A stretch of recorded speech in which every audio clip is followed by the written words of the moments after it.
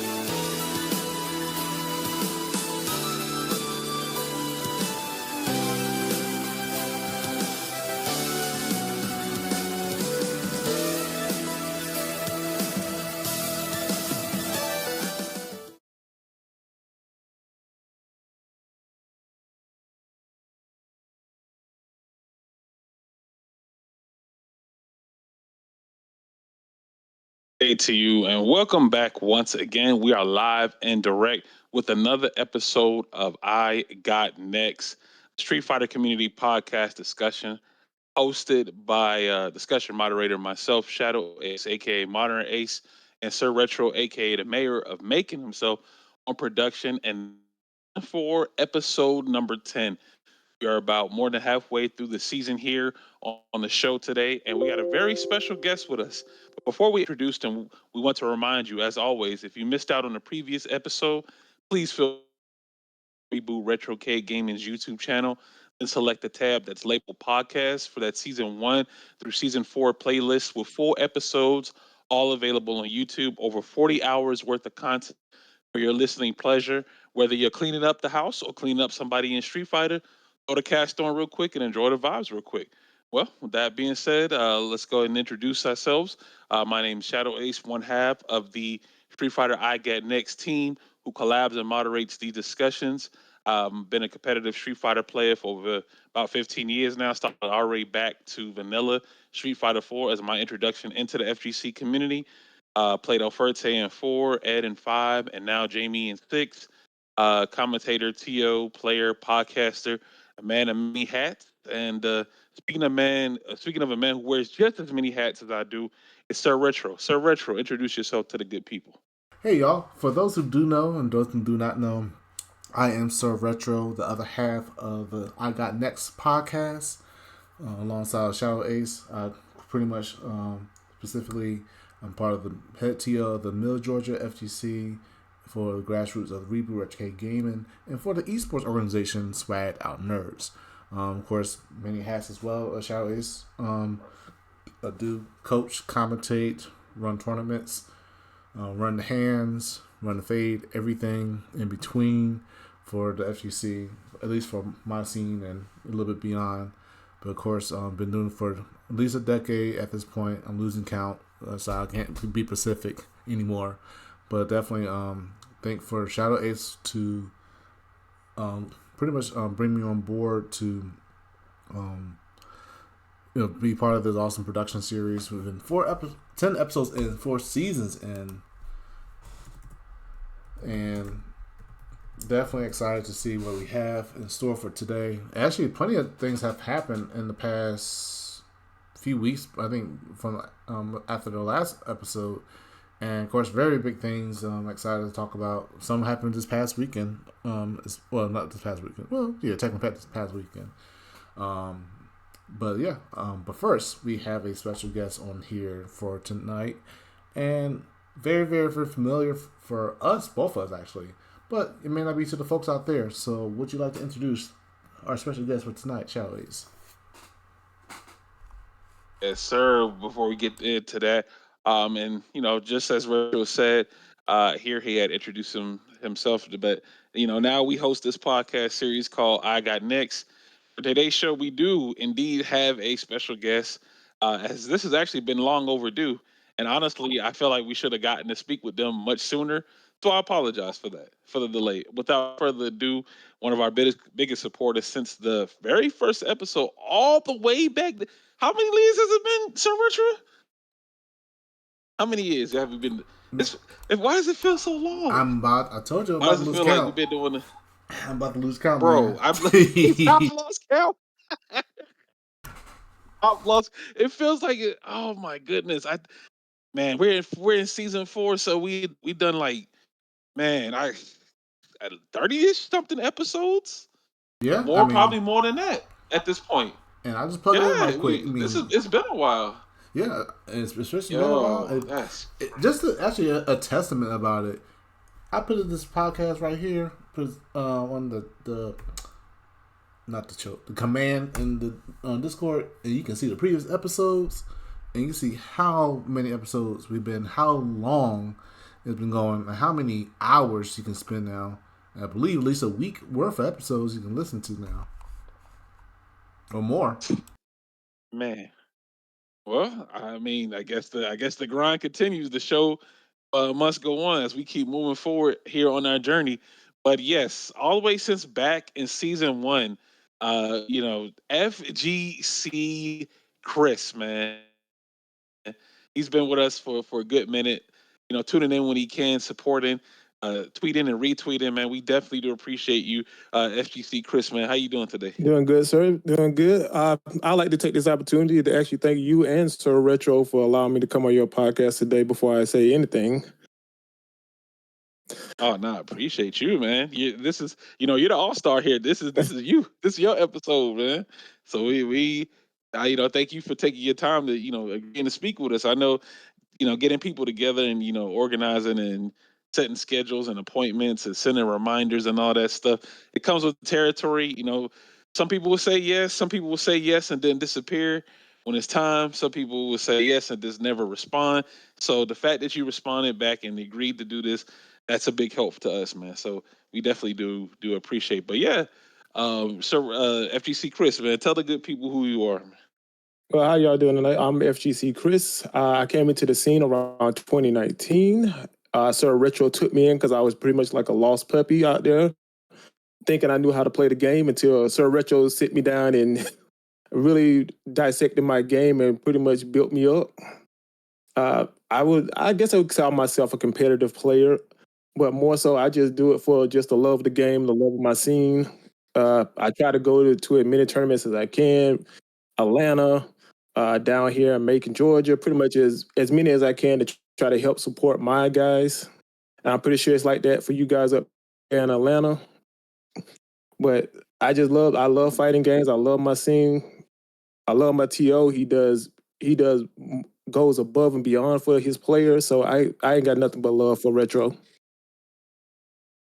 For sure, man. Retro's always the hardworking gentleman, man. A man of, like we said before in our intro, a man of many hats and many talents. Not everybody can do it, man. I mean, this is, you got to be cut from a different cloth to deal with the things that the TOs got to go through and the organizers got to go through, and you got to literally be built different, man. It's not for everybody. Everybody can't put on the big hat and just make it happen. So Retro is a veteran. Literally, I could say Retro is a veteran now. As long as he's been doing this, he has some scars. He definitely got the battle scars to prove it for sure, man. The amount of events, the things he's had to organize and deal with. So it's a lot, man. It's a growth to a testament to his character that he just hasn't given up and he's moving forward. And we need people. We need more. Definitely need more people like that out there who's willing to take charge and make it happen. So again, Sir Retro, I mean, he's probably brought in hundreds and hundreds of, well, I'm exaggerated, but he's brought in a lot of people into the scene, introduced a lot of people into the FGC. So big shout outs to Sir Retro for making that happen, man. But got a lot to talk about today, man. There's just been a lot of events going on the last couple of weeks since our last episode here, and I guess we could talk about the most recent thing that just happened this past weekend, which was the Evo Awards. The Evo Awards was definitely something that was new. It was fresh. It was something that not too many people like kind of were expecting, right? Like a award show for fighting games. We had the Hall of Fame. They did a lot of announcements, a lot of improv, a lot of jokes. It was a good event, man. It was a great event. Obama was definitely a really good host. Rob TV, he went up there, he did his thing with the jokes, and there's just a lot of good chemistry back and forth. And it's good to see the members of the community, of the FGC community, putting on a great show. Had thousands and thousands, had thousands of people, over 10,000 viewers worldwide tuning in and watching this event. So this was an amazing production that they put on. So, I mean, we had world premiere trailers, we had reveals, just a lot of things going on with that event, man. So let me ask you guys. I guess I'll start with you, Chris. Were you able to check that event out? Oh yeah, me and Mr. PSG Joshua, we checked it out. I did like the event. I thought it was something really snazzy. There's some things I could pick apart about it, like they could work on for next year. But overall, I never expected something like this, honestly, for fighting games. Some of the categories, I think they might need to expand them a little bit more to give more like opportunities to people who maybe are less known in the scene. Uh, but overall, I thought the event was actually really nice. A little long because it was like 6 hours, but Yeah, definitely. I think that'll be something that they'll take away for next year, especially like some of the categories, and maybe something that I mean, well, it's the community that voted for it, but shout outs to those content creators who got multiple rewards and had to keep going back up on stage and stuff. Ohio and Say Jam Sweep, you know what I'm saying? But those well, just that well, he deserved it because mhm. out of Evo last year, that was probably the one person out of Evo I could tell you that pretty much if you're not even in the FGC, you knew about him, just how he was celebrating, how he kind of just popped off on everything.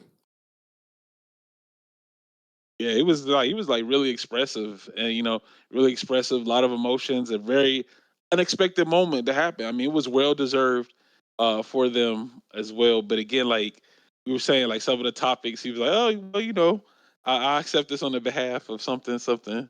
They couldn't be here, so I'll take the trophy." That was kind of funny, but man, it was a really good event. I was able to check out the Marvel versus Capcom 2, like the Tournament of Champions. That was a really great event. Had four legends on that event. Man, that was retro. Were you able to check out that Tournament of Champions? Oh yeah, of course, 2 hour German champions. But no, for real though, that type of event is something that I think I say is overdue. I wish we could have had it many years ago. Because I think like many players in general, pretty much at this point, deserve many flowers, especially the legacy players that I mean, of course, shout out to John Choi, excuse me, Tokido, and Alex Valle, for example. And I think like of course, it is about fighting games. So what is an event of awards about fighting games without a fighting game showcase, which is really cool. I think it was great. It was a really cool experience to see that. Much I managed to kind of fell asleep towards like around 12 something maybe, but for the I managed to catch up on the social media, the awards and so forth. It was pretty cool. It was like it pretty much our Oscar Grammys equivalent. And tell this is the very first event, so I can tell that there's going to be some improvements from that point on. But however, I think, like I said, it's a great experience overall. Like I said, Rob TV being a host definitely sells it. Was fantastic, great chemistry, great interaction, everything. Pretty smooth in general too. And like I said, congrats to all the winners of the awards and those who nominated. Congrats to y'all guys being acknowledged as at least, and hope that for next year or so, that like Chris was saying, the potential new generation or current generation whatnot gets a chance to be in the spotlight, and they got to be effort to make themselves known, and hopefully people start looking out and so forth. So, but yeah, definitely. Hopefully, I look forward to next year when they do it again, and I'm sure that definitely going to definitely be better. So definitely enjoy it again. Retro, Yeah, for sure. Yeah, for retro. sure. Yeah, Like yeah. the Did you oh, did you know it was hosted by Chipotle? Of course, is everything's supposed to be Chipotle. Chipotle been like the sponsor of the entire of everything lately, so I wasn't surprised. I Hey, mean, get some guac, yo. yeah, and then like I said, I wish they could if they could have gave out some more tweets or not tweets, some texts for free meals, outros and stuff. For those who were not there, they did it for the people who were there. But I mean, hey, yeah, Yeah, they ran I out don't know, pretty early. man. They ran out super early because they said, because look, I even tested. I was like, all right, watch. Next time it comes up, right? As soon as it pops up on the screen, I'm gonna type the code in and then hit send. I did it, and then it immediately returned to say all the codes were out. There's no wow. way. There was no way that people had the just frame reactions to just use those codes and give them out. Nah, I don't believe that. I don't believe that. Something was up. It was sus. It was sus, yo. But but yeah, that type of event, man, I didn't think fighting games would get to the level of it being its own Grammys, you know. But the fact that it got there and that Evil is one of the hallmark staples of making it happen, that's a huge honor, man. Maybe they'll do it like for the Hall of Fame, maybe they'll expand the category a bit for instead of players, not to take anything away from them, like maybe the members in the community that help run events and like TOs and streamers and things of that nature. Maybe they'll be inducted into the Hall of Fame, in the future. But I Yeah, know it was just the first one, and they only had three entries.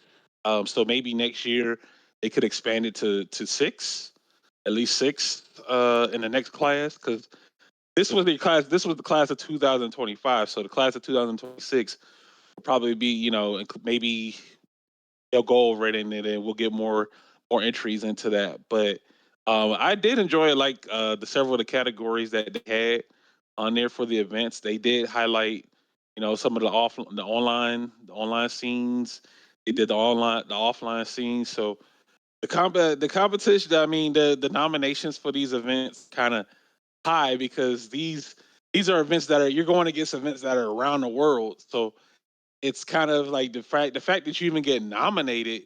I think that's even a big honor to see your community stream up there and being nominated. With thousands of people watching. So that helps out a big time. But yeah, that was a really good event, man. I enjoyed it.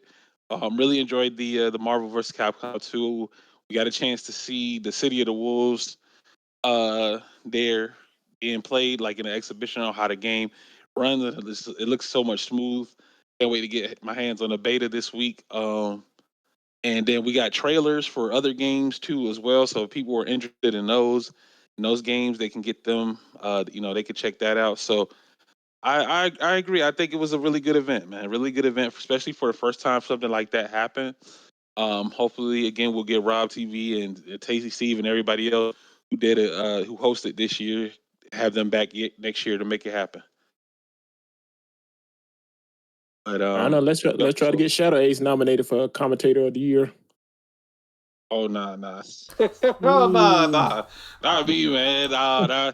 I appreciate it, man, but I gotta put legwork in, man. I have to at least get a Capcom event under my belt before I can like even be considered for something like that. But yeah, man, we'll see what happens, man. The sky's the limit. I think there's going to be a lot of opportunities for sure in the upcoming future. I think the gateway for fighting games to be recognized by the world is becoming more and more available. So we'll see how it happens. Let's see what the EVO Awards for 2026 is looking like. So before we move on to our first discussion panel for the for today, do you guys anything else about the EVO Awards? Or we good to go? No, we're good to go. Okay. Yep. All right. Well, so all right. So in that case, then we're gonna move on to the next thing, as we got a big event coming up within 2 weeks, I believe. Capcom Cup 11.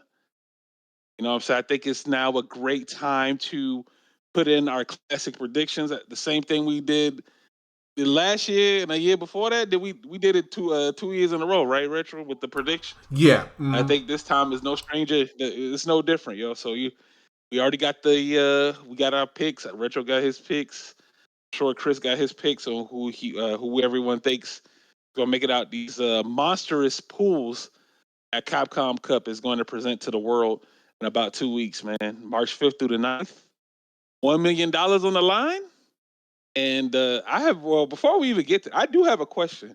Now, before we get to that, the winner from last year's Capcom Cup, Uma, the jury player, what happened to Uma? Did Uma said, nah, I'm good. I got the million. I'm good.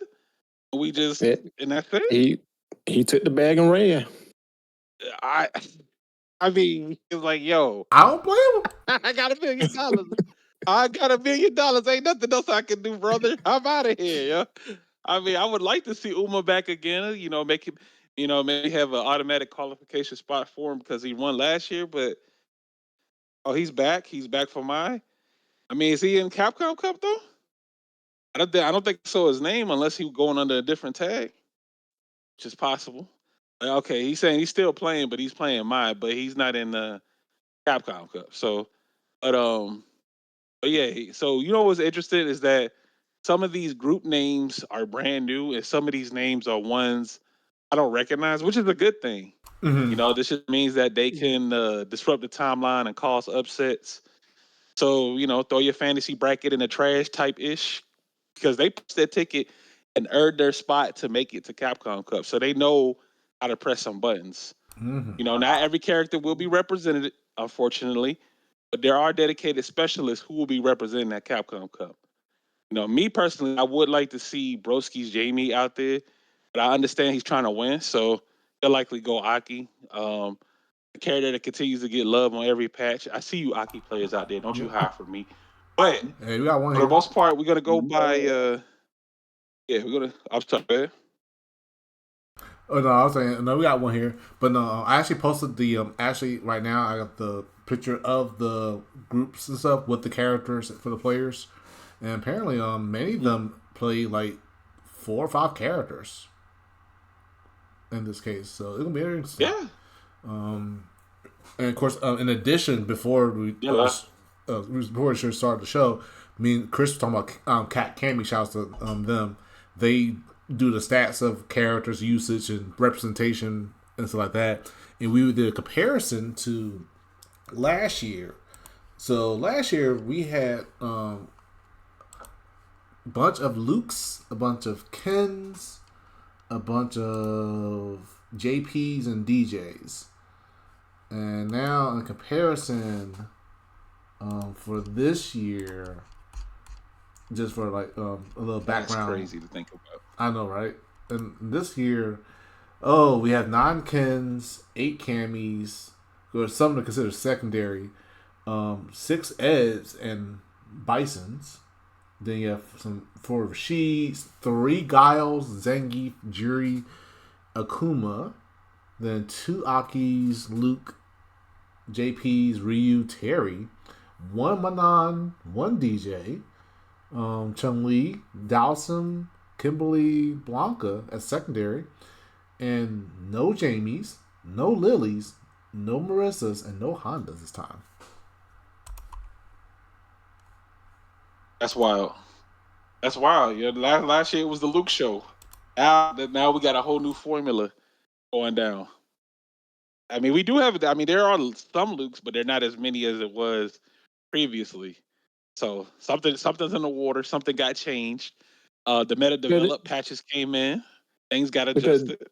I'm about to say, 'cause didn't they nerf him pretty hard with his crouching medium punch in the last patch. Who, Luke? Yeah. Mm-hmm. They didn't change nothing. I could have sworn it's they still a took something good away button, from but him. it's not as it's like it's still a good button, but it's not as ridiculous as it used to be. Like he can't hit you full screen with it anymore, yo. Basically. To be fair, Like they just toned it. You go ahead. So but it's still a good button for him. I mean, the other characters they were getting some love and some touches here and there. So I guess over time we get to see that. We get to see the meta of the game evolve, and now we get more representation and more characters now. Now we got Terry. We got Terry in Capcom Cup. That's and there's like a 90% chance we're gonna see Mai. So. Oh yeah. Yeah. Yeah. Mm-hmm. Somebody's got a pocket Mai. Oh yeah, and pretty much. She would catch you off guard. She's character, man. Yeah, she's a good character, but and also I think different new countries. I checked all the countries before, but I didn't know who wasn't in it last year. But I think we have Bangladesh now representation, which is new to me. Of course, Belgium around. I think we had Venezuela before. Some of the things the first time country from the first time in general, maybe Colombia. I think I saw Mexico before. Yeah, but I think Bangladesh is like the first country I've recognized that's apparently new, and maybe it was one more. I'm looking at it now too. It was one more. Kuwait actually. I think I could be wrong, but yeah. okay. It's a different new countries being represented here in the Capcom Cup. Of course, putting out more opportunities, expanding the network here of getting more representation in there. But we'll go over we'll go over each group, and then we can kind of gauge from there on who we think could potentially take it off. So Okay. I know that it's what's wild to think about is that one of these players one or two of these players in this group are gonna go 0-5, 6, right? Yeah, they go 0-6 or 1-5. You know how wild that is to think? And these are people who qualified for Capcom Cup. And then somebody out there is gonna go 0-6 and 1-5 in their group. That's wild. They're gonna get It's wild to think about. Yeah, they cooked. That's how cutthroat it is, man. How savage the competition could be. But as we're looking at it, so for Group A, so I'll go ahead and go first, and I'll let you guys take the reins from there.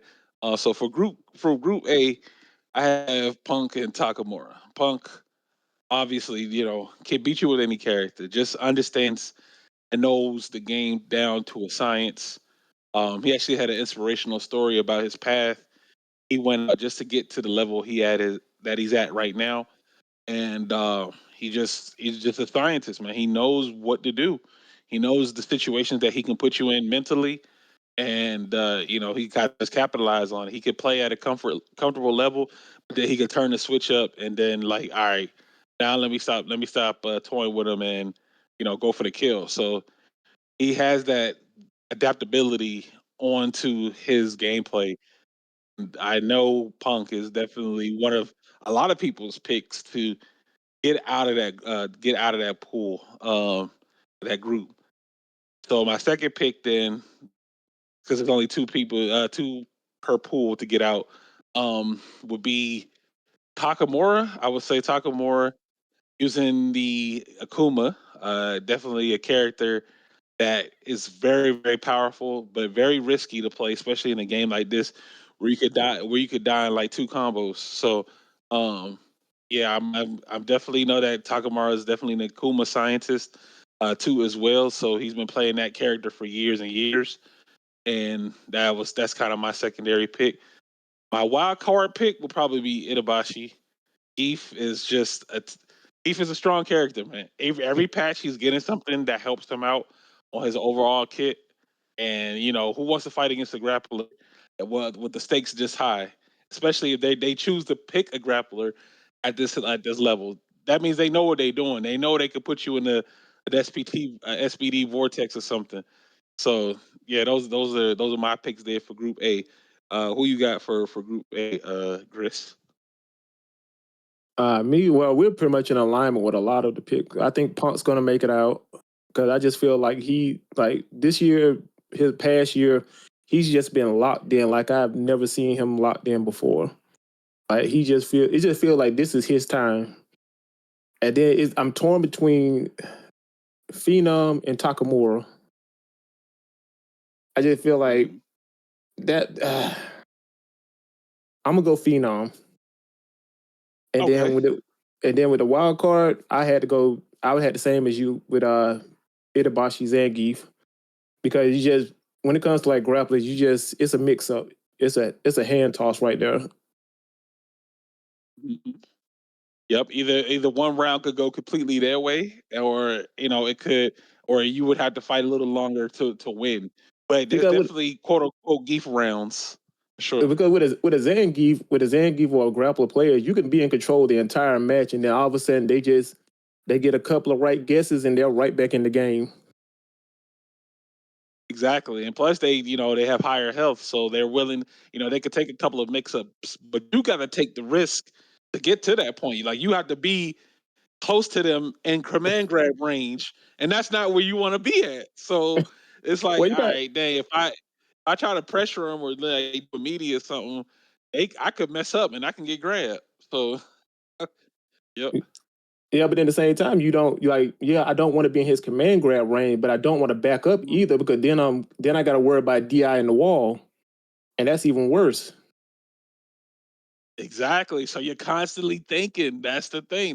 If fighting those types of characters, you got to constantly keep moving and thinking. So I feel like it about Zangief, especially the way that they play too as well, like really aggressive with their Geef. He could definitely cause some upsets for sure. So that'll be a pick that I look out for. And then Retro, what you think, Retro? All right, I made my decisions a while back, and I have like two types. I have the subjective and objective.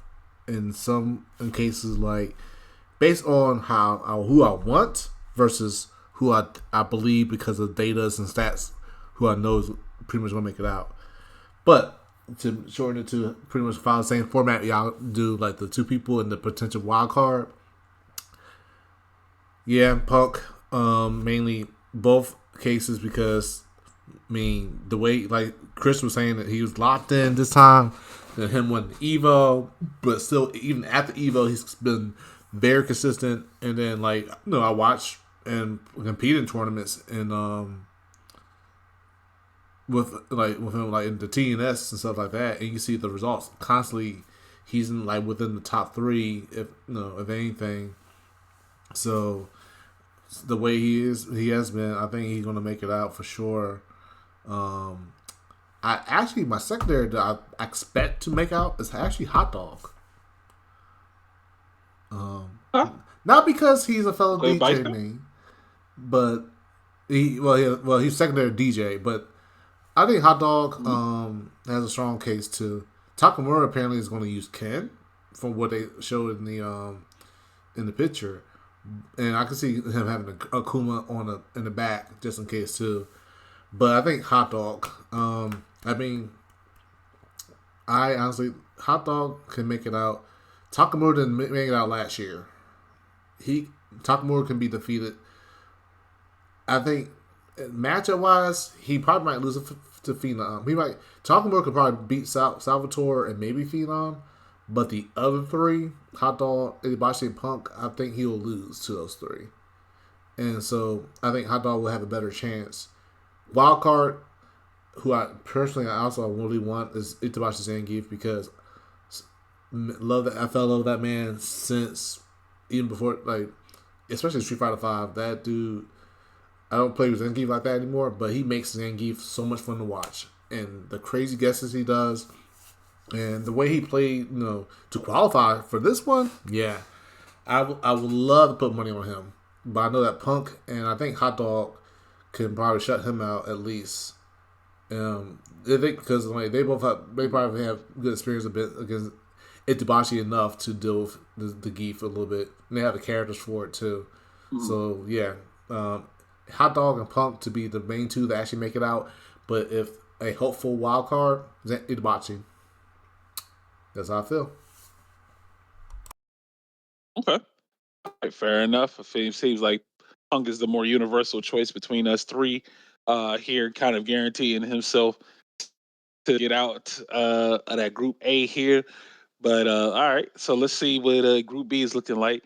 So for Group B, I mean, what more can be said about Group B? Group B is one of the groups that a lot of tweets will be watching.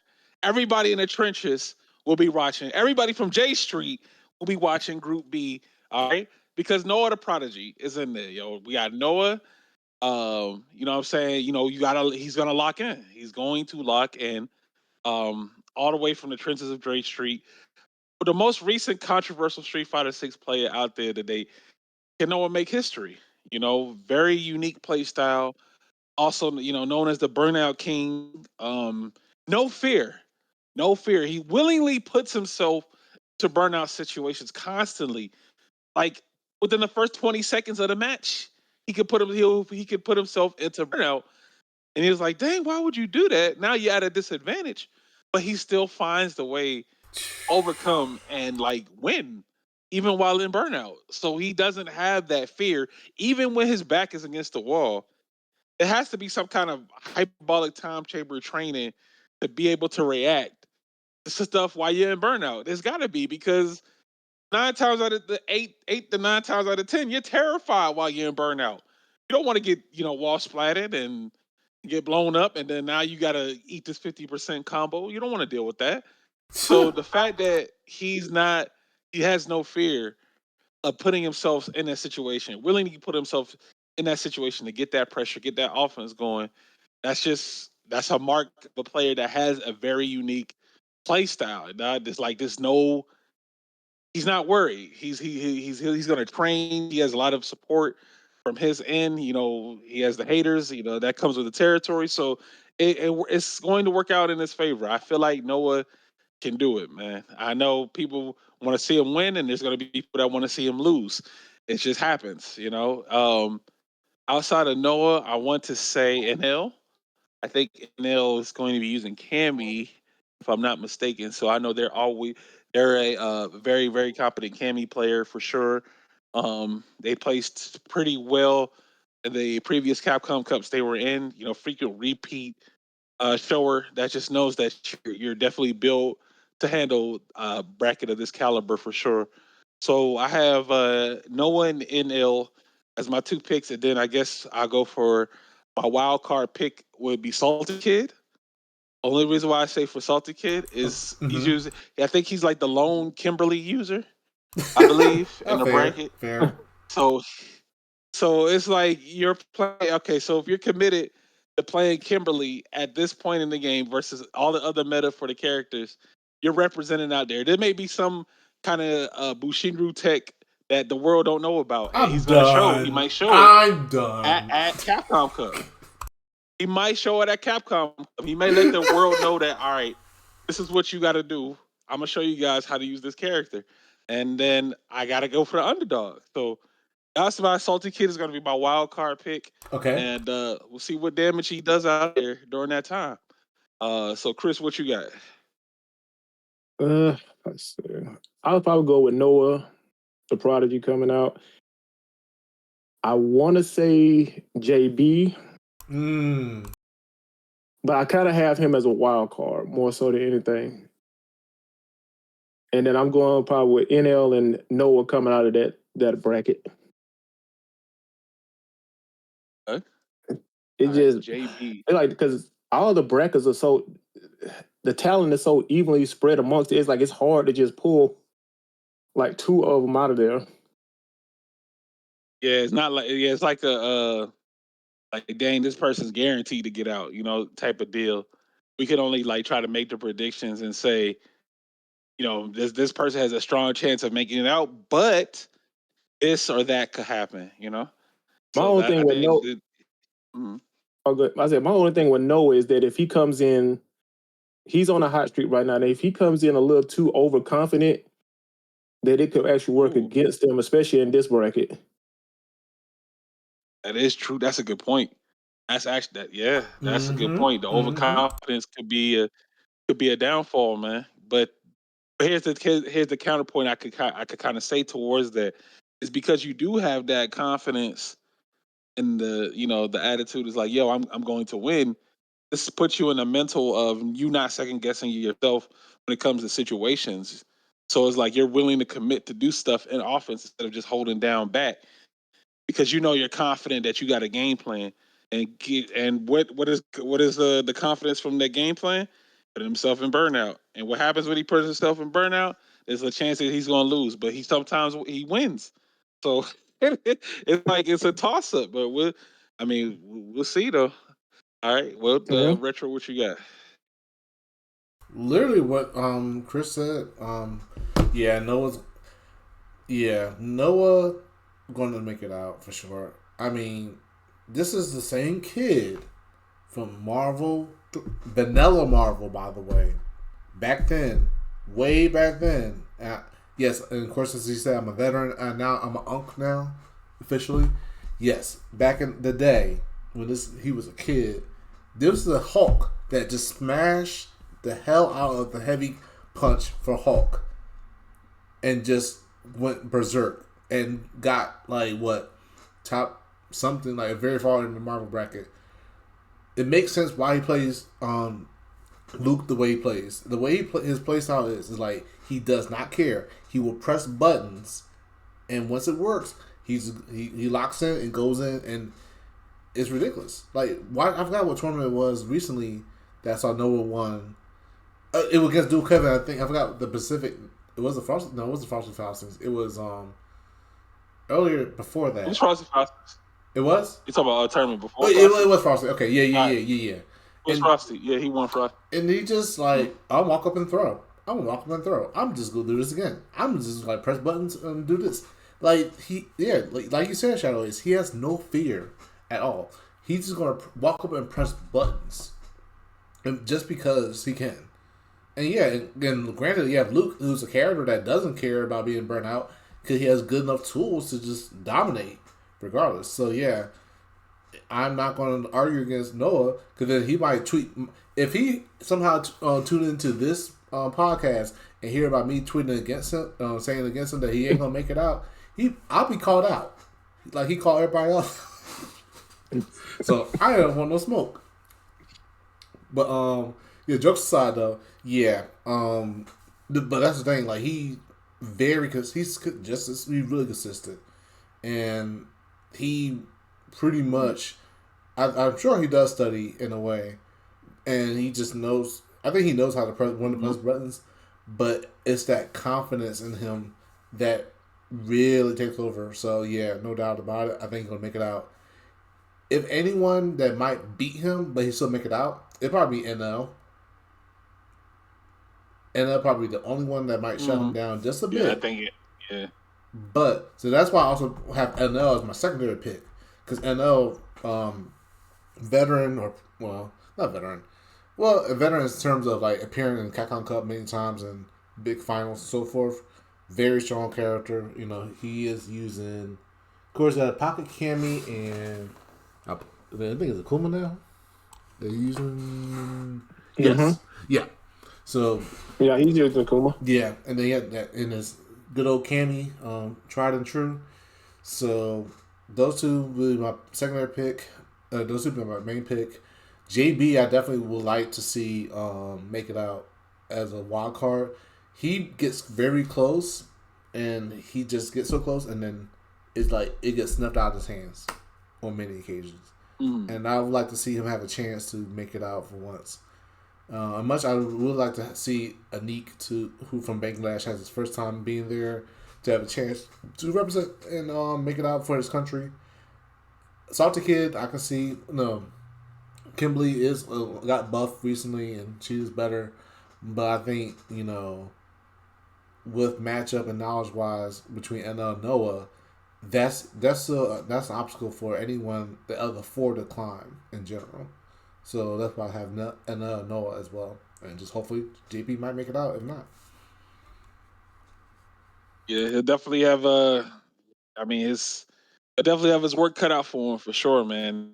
Like I think again, can't underestimate anyone in this bracket. You can only assume, right, and just say, all right, this person has a really good, strong chance of winning, but all that can be thrown into the toilet instantly. So we'll see during game time. But I think the universal pick from all of us was Noah here from our side to make it out. So it looks like we're kind of in unison on several of these picks. But I think that might change. I think that might change the further we get along in this these predictions here. So let's move on to Group C. So Group C, let me see. I'm gonna start off. I think I have Kakaru. mm-hmm. Kakaru, the JP god. You know, this he's didn't he win like I think he won the Saudi Arabia tournament, right? Won the Mm-hmm. world Yeah. that $1 million Yeah. that event. He won that. Okay. Yeah. Kakaru. This is just his JP is out of this world. You know, his this extremely powerful character that it's gonna be hard to deal with, man. Like, I don't think anybody really likes fighting JP, and if you do like fighting JP, I gotta talk to you, because that's like, bro, why do you want to fight a character that doesn't want you to fight them? Like this, JP keeps you away. You don't want to deal with all of that. You want to get in their face. You want to do damage, but he's a character that makes you sit there and think about how you're going to approach him. And Kakaru is the master class of that character. So he'll definitely be one of those strong ones out there for sure in that group C. I also had Dual Kevin as my secondary, right? I have Dual Kevin. I feel like his Rashid is like one of the strongest ones that's out there, for sure. He's constantly grinding. He's making consistent top placements in an events that he enters, and he's definitely will be one of the ones to look out for there in that Group C. And then I think my wild card pick. I know this is wild to even say this. It would be Taquito. The fact that that I have Taquito as my wild card pick in this game. This goes to show you how versatile and volatile this game can get. So, not to take anything from Taquito, I think he got the Hall of Fame induction too, right? Didn't he get that, or was that the T-shirt thing that they were doing for the class? Oh no, he got inducted last night. Yeah, he got inducted. Okay, so yeah, Hall of Famer for sure. Legendary player, been playing for years and years and years. Not to take anything age wise away from him, I think he can still do it, sure. But for the most part, is like this is a more of the younger side of the group of these players that are in this in this pool right now. Uh, I think this would be like the hardest group pick for me. Like I'm a Jaheim stan. This is the same ticket that Jaheim is in, right? And he beat Taquito once, and I said he could do it again. You know Oh, what I'm saying? Representing from South Africa. Can he overcome the odds once again? I think he's one of the ones that has like 5 or 6 different characters next to his name, right? But he plays a lot of different characters too, apparently. But Jaheim, I would like to see Jaheim, you know, throw everybody's bracket in the trash, man. Mess up the timeline, punch his ticket and get out this pool. But he's gonna have his work cut out for him because he has all of those other players that are in there that are in his way. But we shall see. All right, Chris, who you got for Group C? Shadow, you pretty much read my mind, honestly. I got to look, Nah, that's but I had them in different order. I did have Kakaru and I had Taquito making the night, and Dual Kevin as my wild card. And I would say with Cockerell because JP pretty much since they gave him back his crouching fierce, his anti-air, like that pretty much was the only thing he really needed to kind of just put him back where he was. Dude, Kevin, like I do like him because he stays cool under pressure and he does figure out ways, especially with his Rashid, to kind of just find that magic pixel to just basically make those comebacks. But I just think he's too young and he doesn't have enough experience in this kind of pressurized situation. Okay. And Taquito, I'm just going with the fact that just Taquito's a legend in the scene. He's been there before. I don't particularly like his kin that much compared to other high level kins. I think his is kind of weak compared to theirs, but and I think it's good enough to make it out. Okay. Okay. All right. Retro, what you got for Group C? Yeah. So actually, I have Kakaru and Taquito to make it out. Myself as well. I think Taquito learned from his losses. I think he won't give Jabrim another chance to win again like that. That was, it wasn't. I won't say a fluke for that first time, but Taquito was like, "Nah, you ain't gonna catch me like that. You ain't gonna catch me slipping." Taquito is. I mean, if Taquito was a person that lost to Punk in 2017 at Evo and managed to run through that whole losers to catch up to Punk and beat him and destroy him in the finals, Taquito is not the type of person that's not gonna let that slide. Nope. So I have him and Kakaru. Kakaru, though, I enjoy his JP. As a DJ person, I am okay with having the JP in action because I can deal with that matchup. But, and I'm saying everyone has their pain with that character. But Kakaru, though, definitely demonstrated a lot. Definitely showcased amazing.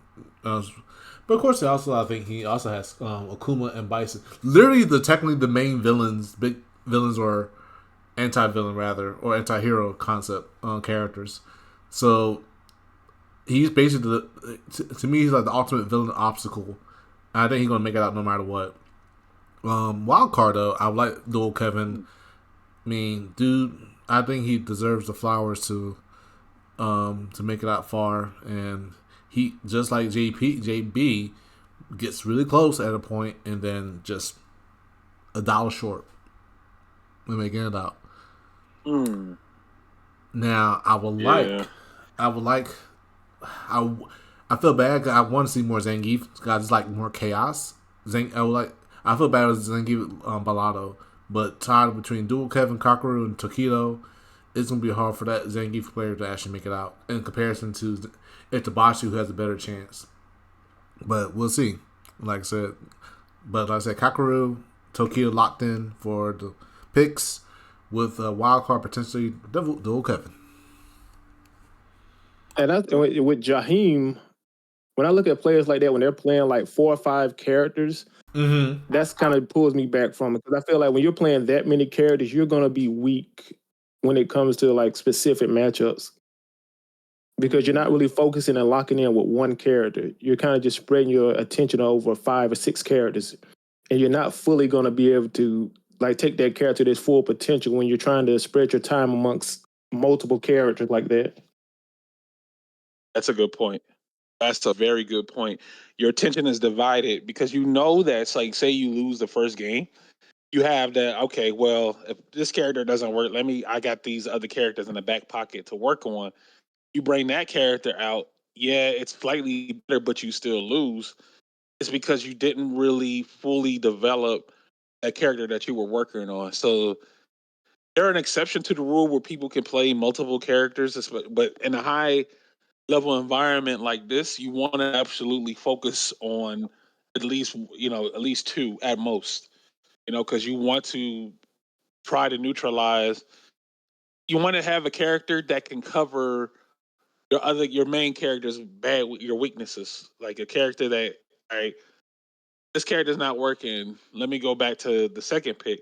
But if you got like 4 and 5, and you're listed as 4 and 5, yeah, I can see where you're coming from on that, Chris. Like, it's kind of like, yeah, there's a lot of uncertainty on there in regards to what you want to play. And if you just pick a character just because you got them like master or something, and then you made them use them in 1 or 2 matches and won those matches, are they ready for a high level bracket like this?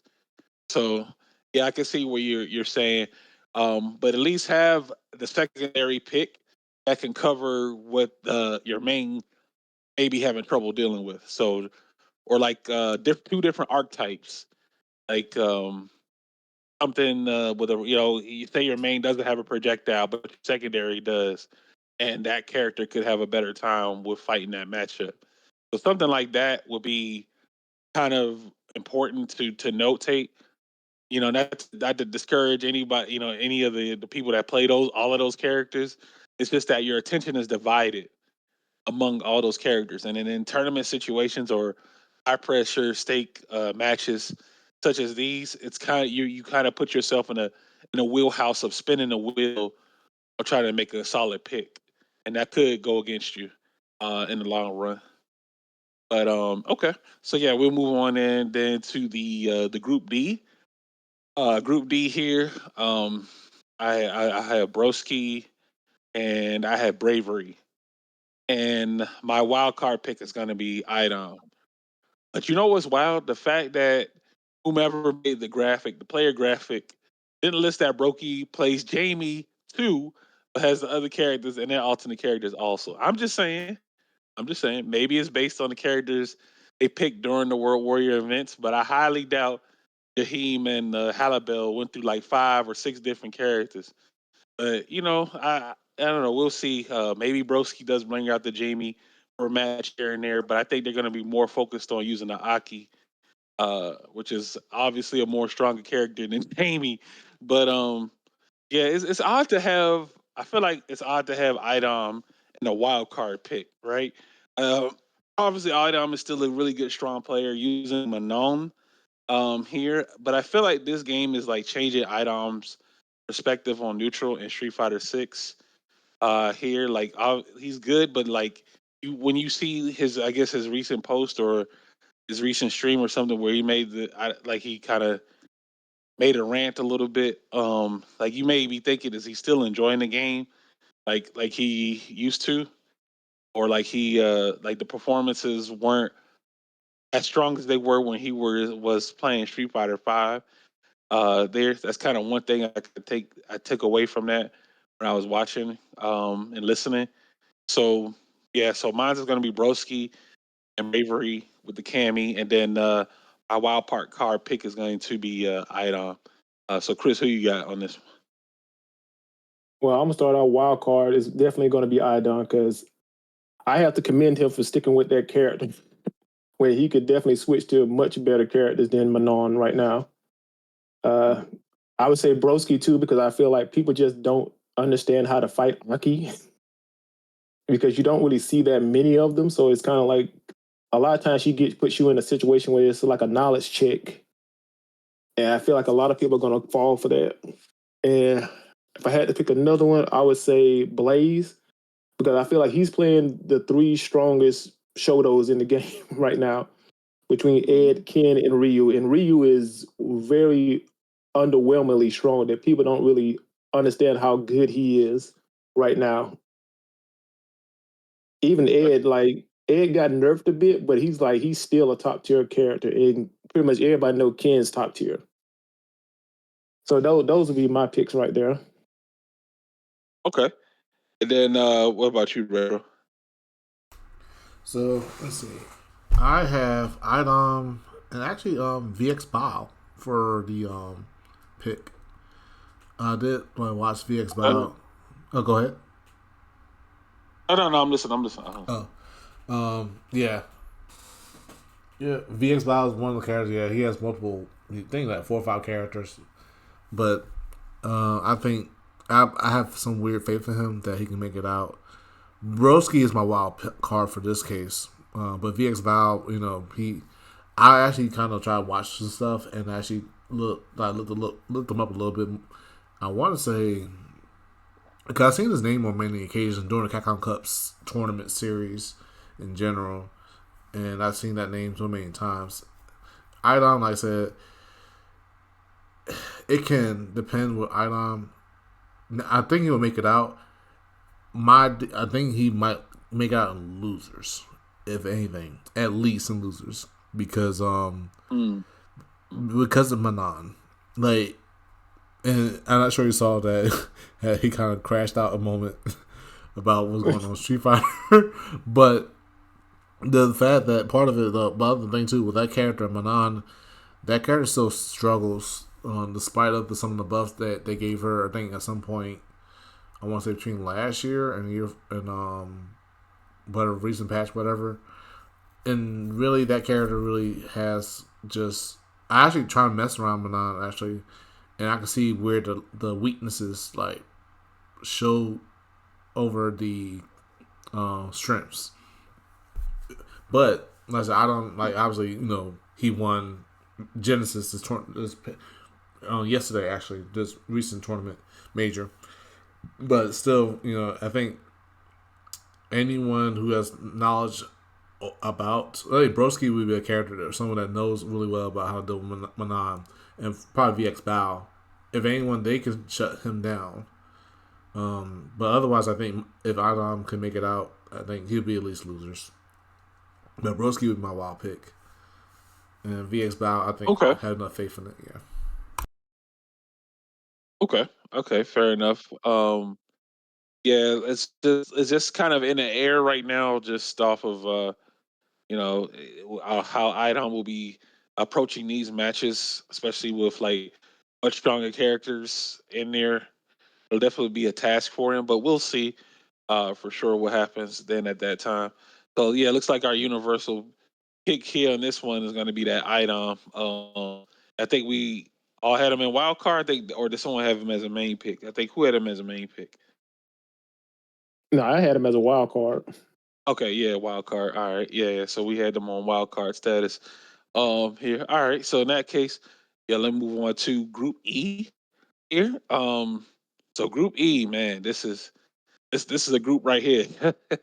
This is a group right here. So yeah, I got Fudo. I got Mena, and my wild card pick is gonna be former DJ, but Fudo has always been like a major competitor, so I expect no less here. Ed is a really solid character all around, and Fudo is definitely a scientist when it comes to playing his character. Now, Mena, now I'm hearing doubts about the strongest bull. Those are just the haters, man. I feel like Mena has proven himself, by placing and winning within the lifespan so far of Street Fighter Six. And since Street Fighter Six is almost about 2 years old now, there's still plenty of time for growth and development. I feel like Mena, of course, still has that fire, still has that passion. Just because the performances are consistent or back to back doesn't mean you can't count him out for sure. He did win, the previous year too as well for I think was it Capcom Cup? No, or was Yeah, no Japan? Japan, no Evil Japan. My bad. Okay, yeah. He Okay. won Evil Japan. Yeah, with Blanca. So yeah, he definitely still has that fire in him. I think if he locks in training, he does his homework or whatever, he can more than happily be ready for this pool here. Mr. Crimson has been finding some success with the Geef. I've been seeing like in addition to his sim. So the fact that he can switch between those two archetypes makes him very volatile in this group. Like going from sim to Dalsum. I mean, going from sim to Geef there. So definitely two different characters for sure. So we'll see how he works it out going up against that in that particular group. So Chris, what we looking like for Group E? And we pretty much in lockstep. I got Mena. I want to say Mr. Crimson just because I like him as a player, but I had to go with Fudo, and then Mr. Crimson as a wild card, but a heavy, strong favorite at wild card. I would say that. Uh, with Mena, I just feel like if he push come to shove, he's gonna pull Blanca out. And I feel like he's been working on some setups that we probably haven't seen yet with Blanca. And Fudo, I haven't got a chance to see much of him because I haven't had the time. But if he plays Ed right, I think he can make it out of this bracket. Just looking at the characters that the other players play, I think it's pretty much a good. He has a favorable matchup with Ed going into a lot of these matchups. Yeah, definitely. Ed is one of those characters that's out there right now doing damage for sure. in a lot of people's top tens for top 10 characters in the game, maybe even top five for sure. Here, so we'll see how that works out. Retro, what you got? Yeah, Fudo as a fellow DJ homie. Yes, Fudo all the way, and Menardi. Like, if anyone to be a wild card, shoot, it's a toss up between Chris CCH and Mr. Crimson. I want to go with Chris CCH. Yeah, Chris CCH this time actually. Um, Okay. Yeah, Fudo. Yeah, he so apparently he may not have the DJ maybe potential pocket, but I can see that happening. And MenRD, like I said, as of course Shadow stated, like consistently still, even after the Kakon Cup, and still been dominating here and there on occasion. You know, alongside Punk and Noah, like pretty much he'll make it out. Um, Mr. Crimson, I wanted to give him the wild card, but I think the problem with Dawson, the characters he has, Dawson, I think he also pockets Zangief, and those characters still have some issues and struggle a little bit. Zangief would be a better chance, but and he know how to work that Dawson, but I don't think he'll make it too far between Mena and Fudo. I think Fudo, those two will stop him. So, and with Yeah. Chris CCH, of course, does have he has a good plethora of characters of Ed, Ken, and Bison. So, and the way Ed is, even though it's a slight, he has some nerves. He's still a very good, solid character. So I think he has a better chance making it out for wild card. In comparison to Fudo and Menardi being my main.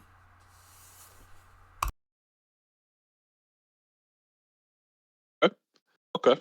All right. So moving on to Group D here. So I have The F. Lashar. I have Lashar. I've got Oil King, and my wild card pick is going to be Jan. So with Lashar, Whew. Ed. Lashard, I mean, you can't go wrong with Ed, man. He's just a very very solid, solid neutral base character, for sure, and he can kind of fight the entire cast pretty well. It's just depending on that defense and the pressure that the Ed player is going to apply there to try to force somebody to make a mistake and him getting a good whiff punish. Here, so I think Ed can fight the entire cast. Yeah, good here. Now, Oil King is, presumably the Rashid, right? The international Rashid. I kind of call this like the mechanic technicians group because there's a lot of diverse technical styles in this group.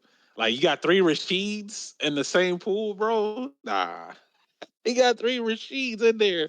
So this is it's gonna be a lot. It's gonna be a lot of tornadoes. It's gonna be a wind advisory in this group right here for Group D, for sure. So I'm pretty sure everyone's doing their homework and studying the Rashid matchup and trying to get the practice in against that character because they're definitely gonna need that.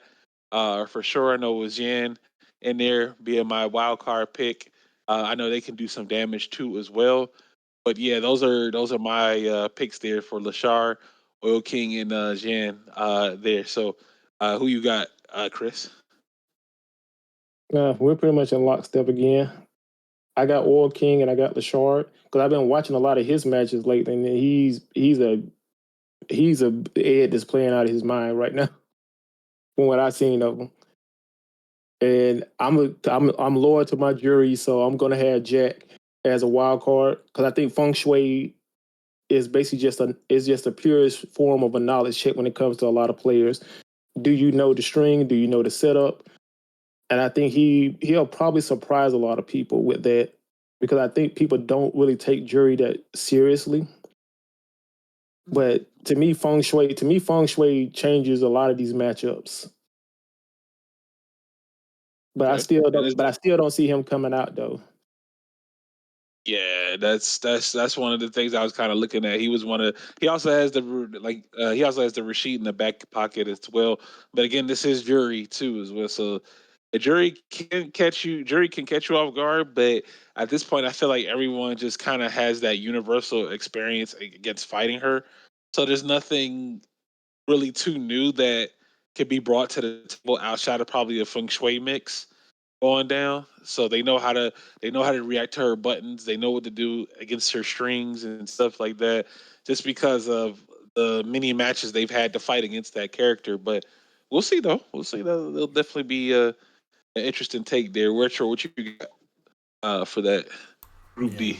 This is where it got a little tough for me. This I think is gonna be some really rough groups. And let's see. I actually have Sheehan and Big Bird to make it out actually. And As Big Bird. Okay. as a wild card, some reason I had some weird faith in Uriel Valorio. The Bison. Yes. No, he plays. He plays Yeah, okay, he does play Bison. Okay. no, he plays Ken and Akuma and Cammy Kevin apparently. Kuma. Yeah. Okay. I no no Jack, no Lesher. Even though I've seen Lesher in action and I know he can be a problem. Same with Oil King. It's just that I know that. Let me check.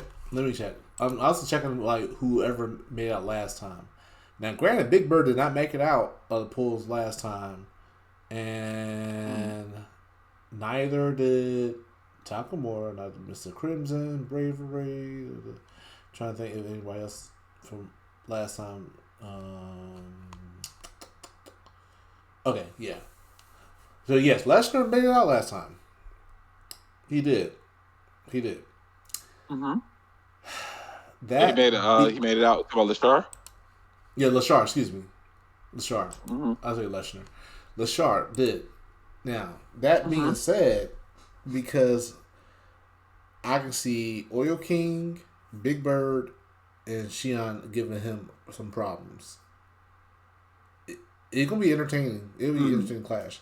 Big Bird, the way he is now, like he's very focused. I mean, he's been outside of the U.S. He's been consistent out everywhere else he tries to be, and no, he was strong. No, very beginning of Street Fighter 6, but he can lose. Like he can get shut down a few times. But in this group, Shion pretty much I think gonna make it out regardless. And I just want to give Valerio, excuse me, a chance to the wild card. I was Okay. looking. I'll try to look through it. Yeah, it's rough for me because it's like literally four people I know like that can make it out in my head, and I just have to base on. So objectively, I thought Big Bird and Shion.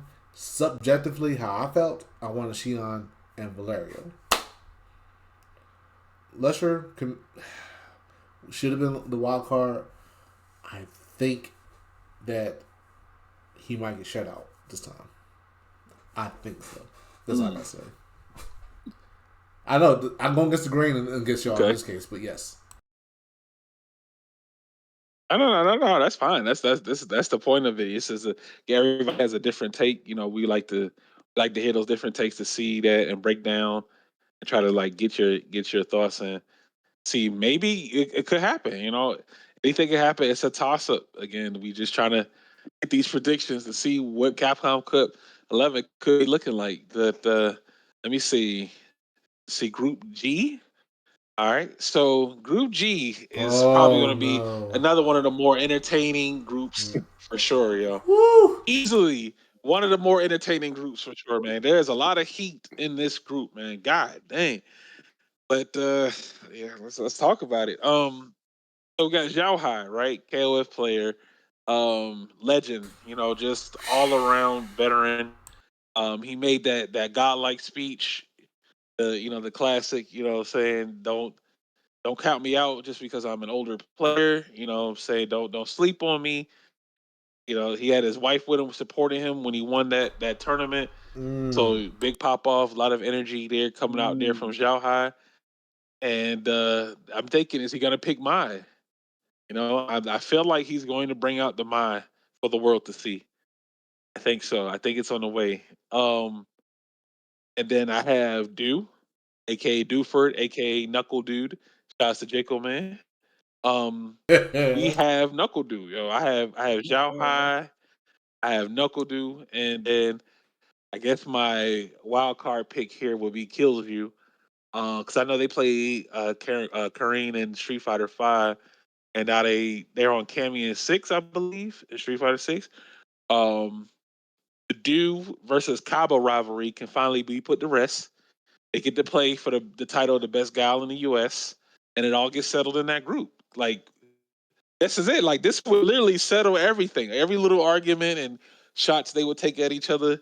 It can all be settled in this one group because if you win here on such a grand stage, you can't. That's it. We're done. You can no longer be like, "Yo, I'm better than you" and stuff like that. I'm the better guy. I'm the stuff like that. You can't do that anymore. Like you eliminated, you beat them inside of a group stage event at one of the biggest prestigious events out there. So that's it. That it ends the group the Do versus Kaba debate on that. But Chris, who you got? I'm gonna go with Juicy Joe coming out because I've watched a lot of his stuff as well, and he's a very strong JP player. Uh, Mm, Wild card, I would say Zhao Hai,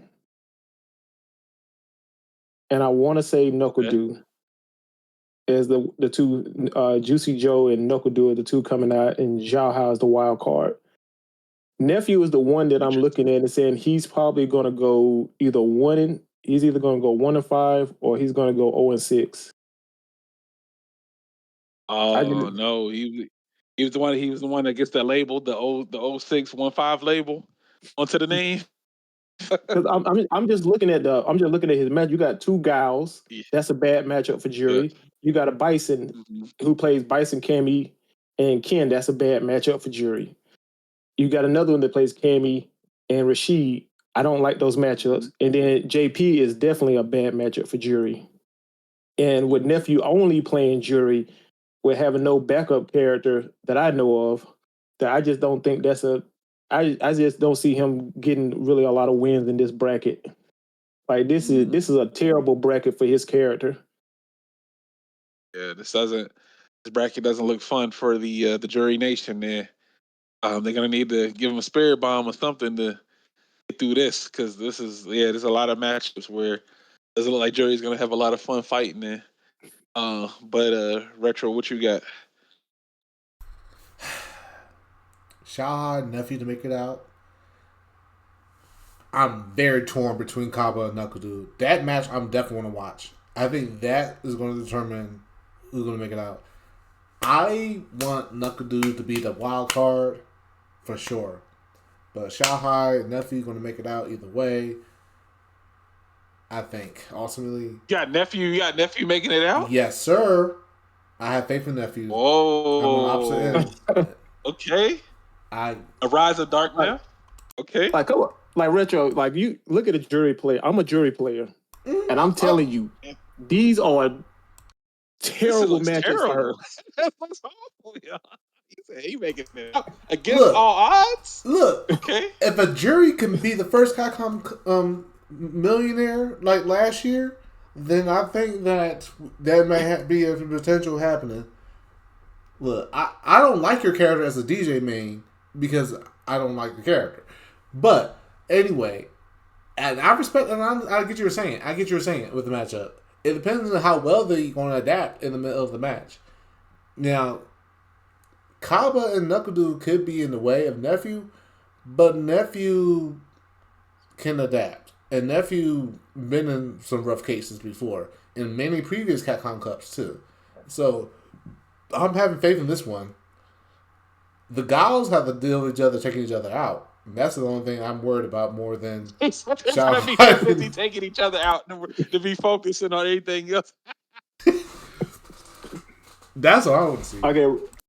Okay, Retro don't make me switch my wild card pick now. I'm taking nephew. No. Same like the man said, same on that side, same on that side. They're No. gonna be too busy focusing on their own beef to worry about the group, yeah. No, like the meme says, say on that side, I'm saying on the other side. You switch sides, say no. But no, just kidding, man. But no, like this is nephew may have a trick up his sleeve, and nephew can pretty much practice well against he played Kaba and Knuckle, and I think even shot out to extent on many occasions, and not mistaken has beaten them, and of course, like I said, we'll see. Because like I said, these are the characters that may be presented that they might pick, but they could be a counter pick, and we'll see what happens with that too.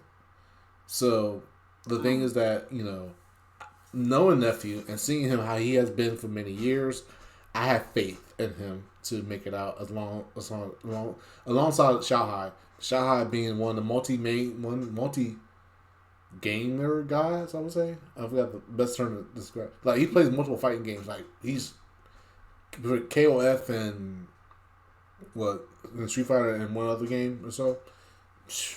Yeah, but yeah, Kaba and Knuckle that match I'm gonna watch. It's not gonna be. It won't be a boring Guile match for sure. I'll know that for sure. They make Guile interesting, and I hate Guile regardless that he's a boring ass character, but he will make it interesting, and I think that nephew has a chance to beat one of them. I think he will beat Kaba if he wants to make it out. He might. He would have to beat Kaba to make it out of his group. Kaba can lose. Like Kaba can. Okay. And the Knuckle he can go far, but he doesn't make it out that much. And knowing his records and stuff, he doesn't get first place that much in general consistently in online tournaments and TNS.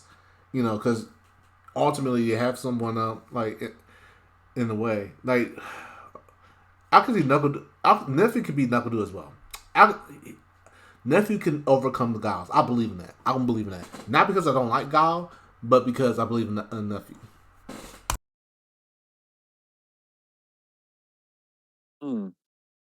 Then they both have two different play styles, right? The way they Guiles for sure. to both Kaba and Do. Yeah, it won't be boring for sure. That's the match. One of the main matches I really want to see. For sure, it's gonna be entertaining. That's why G is hard for me. That's why I couldn't really figure out. I feel bad for Juicy Joe, and I feel bad for Killzoo. I think they one of them could win, maybe. But the thing is, I don't think it would overall change the course of between Shaha and the other four might make it out somehow. Okay. All right. Well, there it is.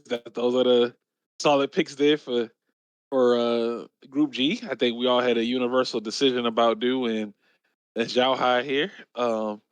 Oh yeah, it looks like we've been on par for most of it. I think Retro was the only one that was giving us those surprise picks here, especially with that nephew. You know what I'm saying? And I think Crystal had changed his answer too. He was like, "Hold on, let me change my answer real quick." Now Chris believes. He believes in the power of jury. Okay, all right, Chris, I see you. I always believe in my character, but me just looking at the matchups, I'm like, fair. He's gonna have to play pretty much perfect, especially against Guile or Bison or Cammy, and especially against JP. They put us his room for error is gonna be 1%. He cannot make any kind of mistake with those characters because especially Bison, the damage he can output on jury is crazy. And with Knuckle Doo playing a more aggressive Guile and not really being that zone heavy one, I think that's gonna be something he's gonna have to really deal with. That I'll give you. That character can two touch, 2 or 3 touch, and you're out of there. Especially with meter. that's Bison. Bison very very explosive damage. Even though they toned it down a little bit, he still does some good damage here. But all right, so let's see. So for Group H to be the last group here for our blocks on our prediction here. I'll go ahead with Angry Bird. I mean, you can't go wrong with someone who, you know what I'm saying, one, Evo, in the first year of the game. Kusanagi with the Ryu and Luke, and then I guess my wild card pick is going to be Lex here. So you would think to yourself like, man, nah, there's no way you would bet against the first evil champion for the game, right? But then what happened at what event was that when the Kim player beat Angry Bird, and I'm trying what's the name of that player? Oh Matt my gosh, I Team, cannot think of his name right now. Matt. Matt Teen, yeah. Young Matt Teen beat the evil champion at an event, bro. That's wild to think about. And I think it was a mirror, right? The Ken mirror? Yeah, it was the Ken mirror. That's like like what more can you say? What more can you say about that? Like after that, do you just think that damn, they watched because they lost to young Matt Teen? Nah. That's put you on notice and let you know that anybody can get touched in this game. So I still think Angry Bird has it, but we'll see though. We will see. Um, I have Angry Bird and Kusanagi. Kusanagi, of course, using two very strong characters with Ryu and Luke. Um, I don't think it was him that did the infamous Ryu throw loop against the Cammy player. He just kept throwing him in the corner, and yeah, and then Lex, of course, with Gal, because Gal's also a character that can kind of you got to play a certain way in order to fight that matchup. So that'll be Angry Bird, Kusanagi, and Lex from me as the wild pick. Who you got, Chris? I'm gonna go with Angry Bird, Shudo, and I'm also gonna agree with you the wild card on Let. He's been doing a real good with his Akuma from the videos I watched of him. Better than I usually would think somebody would do with Akuma with his problem with health and everything. Mm-hmm. I just You Akuma's one of those characters that you just with him having such a a one touch to two touch type of health bar. I don't know if I would risk it on $1 million. you want as But much health as possible. You want the maximum health allowed, and that 1,000 difference could make that 1,000 difference could make all the changes here. But yeah, that's Boba's definitely still a strong character. I mean, just easily top three fireball game in the game, so it has options. no, We'll but definitely those see would be the there. ones I would go with. Those three right there. Okay, and then retro, what we got for the last group here?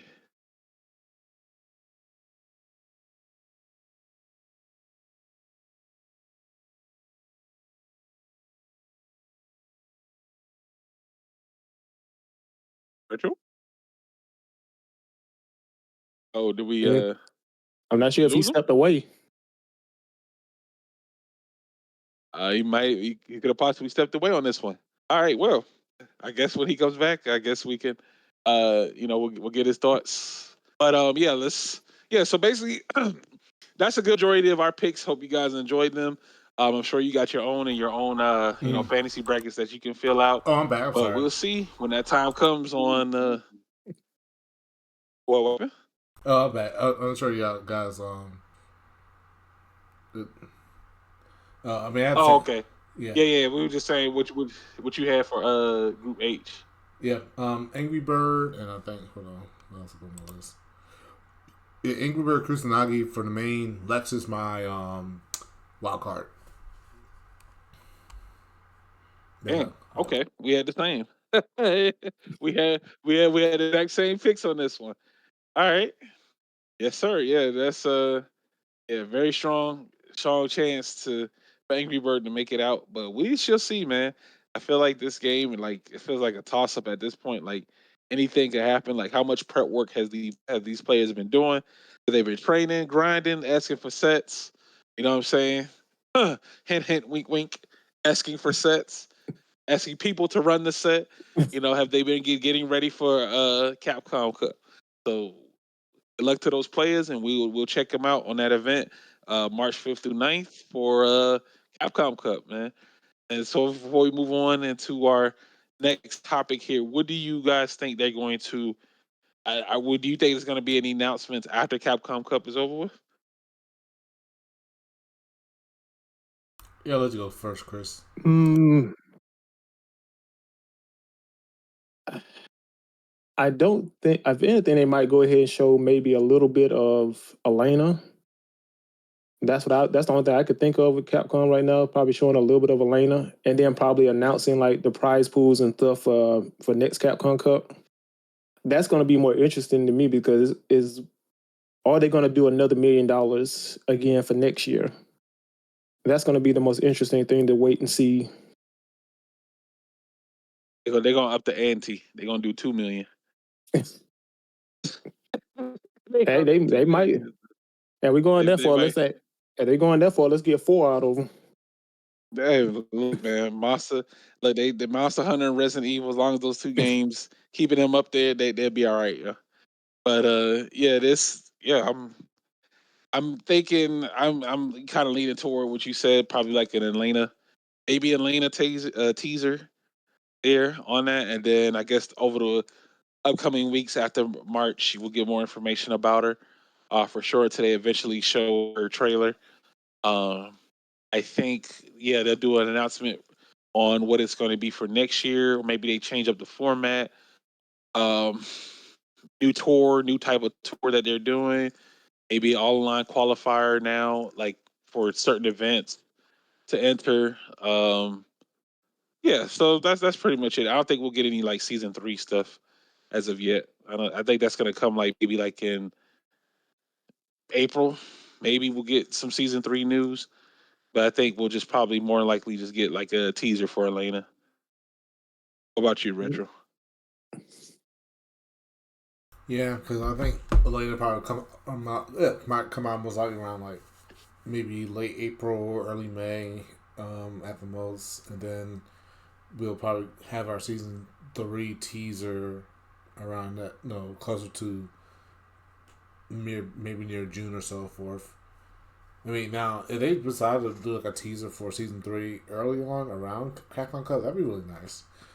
But I think they want to make sure they kind of have Elena more of the spotlight, in that sense.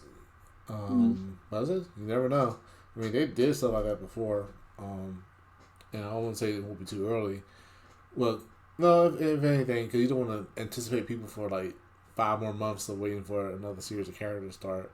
But who knows? But yeah, probably that. Yeah, probably. I think they will keep the $1 million. I think where Capcom is now as a company and the support they are getting from the sponsors and so forth, I'm not going to be surprised they do another million plus for the next tournament. And also, in addition, though, I think we also get news about potential like costumes and everything like that because they've responded to the backlash of lack of content in general a few weeks back, and they explain that hey, it takes some time to make a lot of stuff for the main characters versus the avatar things.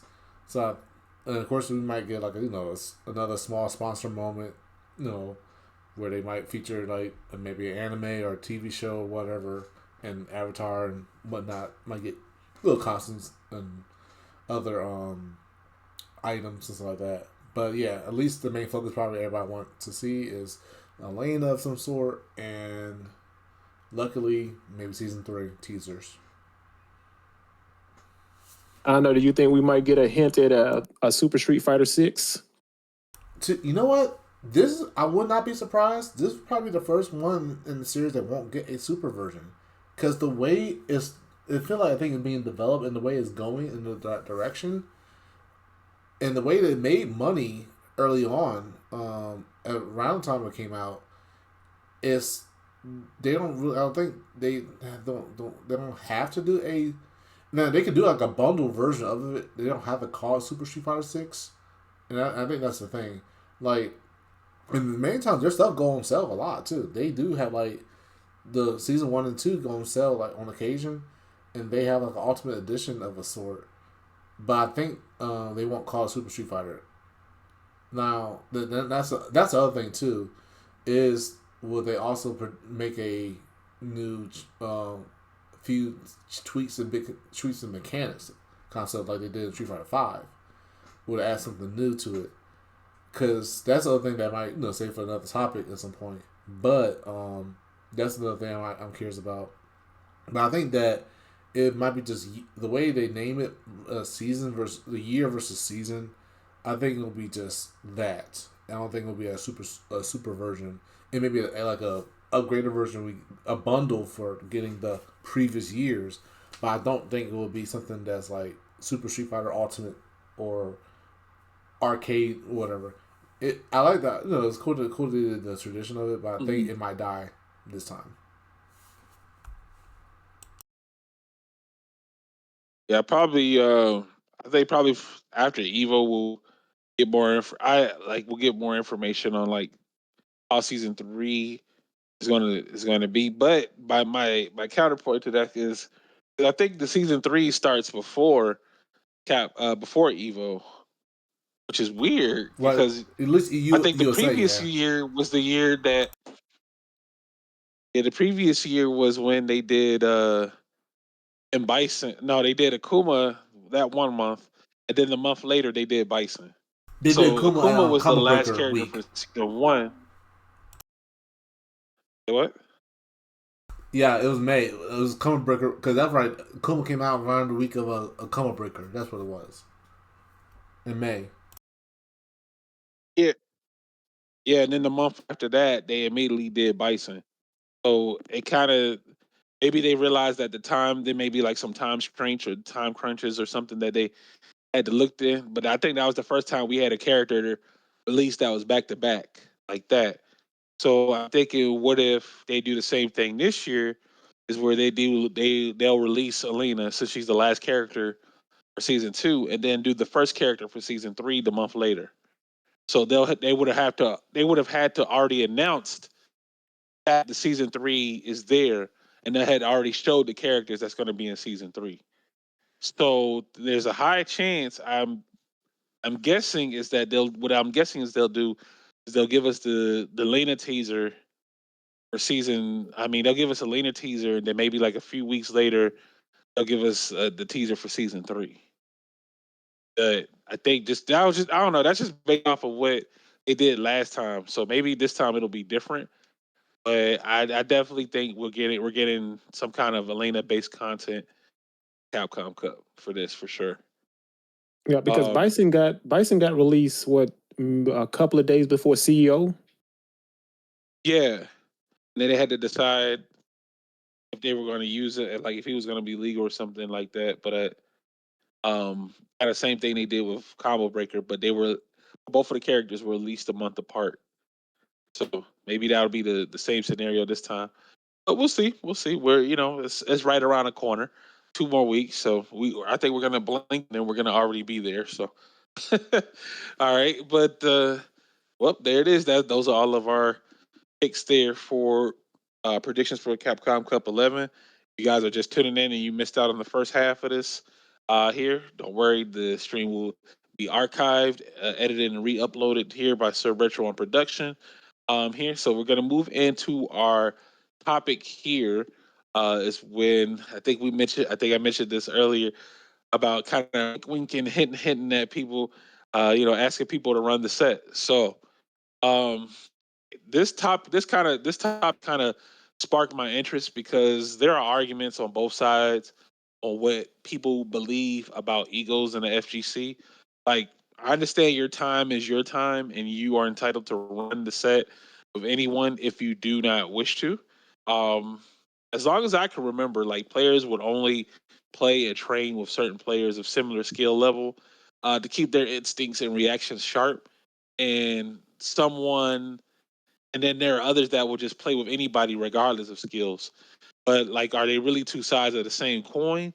Like, would that person be labeled as an asshole because they didn't want to play with you, but will play with a much stronger caliber of player? Honestly, I don't see the open invites too often out there like that. But do people want to just like, I guess, stay on top of the mountain, or do they want climb down and help bring people up to the top with them. I've seen some wildness out there where someone was charging to play them in a set, and people pay for it. So, my question, like, why are you building a community like this? I mean, it's making sure to stay strong. The right call. Like, what are your thoughts? I guess I ask both of you guys how you feel about like asking people to run the set. Yeah. And I'll go ahead with you. Start with you, Chris. Honestly, I don't really have a problem with it. Like if people want to play, like you've seen, I've done Shadow Ace. You've seen, I've done plenty of first to tens. I've never saw a problem with it, but I can also see it from the point of view of the pro player, where it's like you got some people out there that just really want to come in, get that cheap win, and then run, and then they post it all over social media trying to basically shine on you.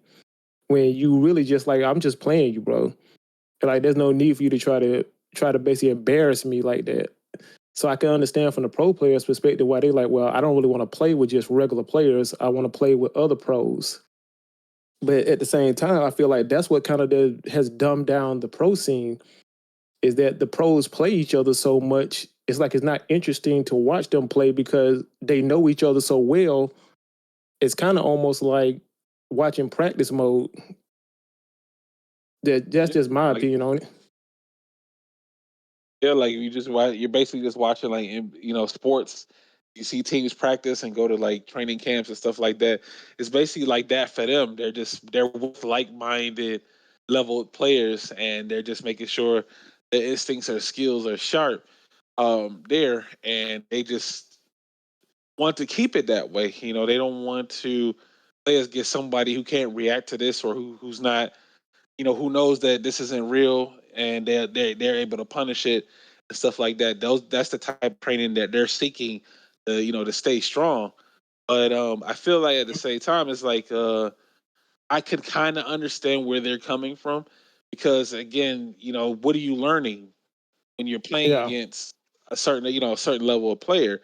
Like I feel like when you play sets, it has to teach you something in order for you to try to get better. Like if you're not learning while you're playing, you kind of just, I guess, just playing just to play. But some people, some players don't mind doing that. They don't mind just like, all right, yeah, it doesn't matter. Yeah, we can run the set, whatever. But then the others are like, nah, man, I just need to. I don't think I'll be playing with you right now, and they kind of just brush you off or whatever, and it happens. It happens. So I kind of understand for both sides. So it's like not. I wouldn't label that person as an asshole. I would just say that okay, maybe they just didn't want to run the set with you, and then they just would prefer a higher caliber of challenge, which is fine. I don't think you should take that personally. I think it's your attitude. I think your attitude towards that person will be different. Like how you respond to them and how you carry yourself will kind of push you in that direction of being that asshole. But Yeah. Retro, Is it? what you think? Oh, go ahead. Oh, I'm sorry. No, go ahead, Chris. Go Yeah, ahead. You yeah. got it. I can see what you're saying. I'm about to say I can see what you're saying, but I just use myself as an example. Like my training partner, Twisted Jago, he's out of Alabama. He's a master rank jury player. And I would play sets with him and he would beat me 10-0, 20-0. And he got to the point where he's like, okay, you're not going to learn much more from me. So I'm just not going to stop playing you. But then it's like once I went into rank myself and started playing, and like I didn't even notice it that my skill level was higher than people. I'm diamond two, and I'm just walking through people in the diamond ranks, and I didn't really notice it till I started playing again. So it does kind of help you when you play players at that higher level because you pick up things, and over time you don't really understand how strong you're getting until you go back down to your rank and start playing, and then all of a sudden a lot of the stuff becomes a lot easier. You're just doing stuff like just by reaction, not really thinking about it. Hmm.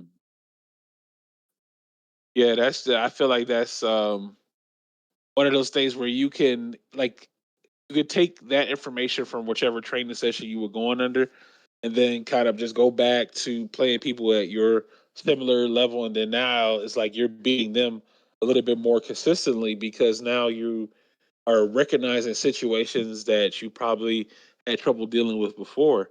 It just took some time and studying to learn against that. But Retro, what was you gonna say?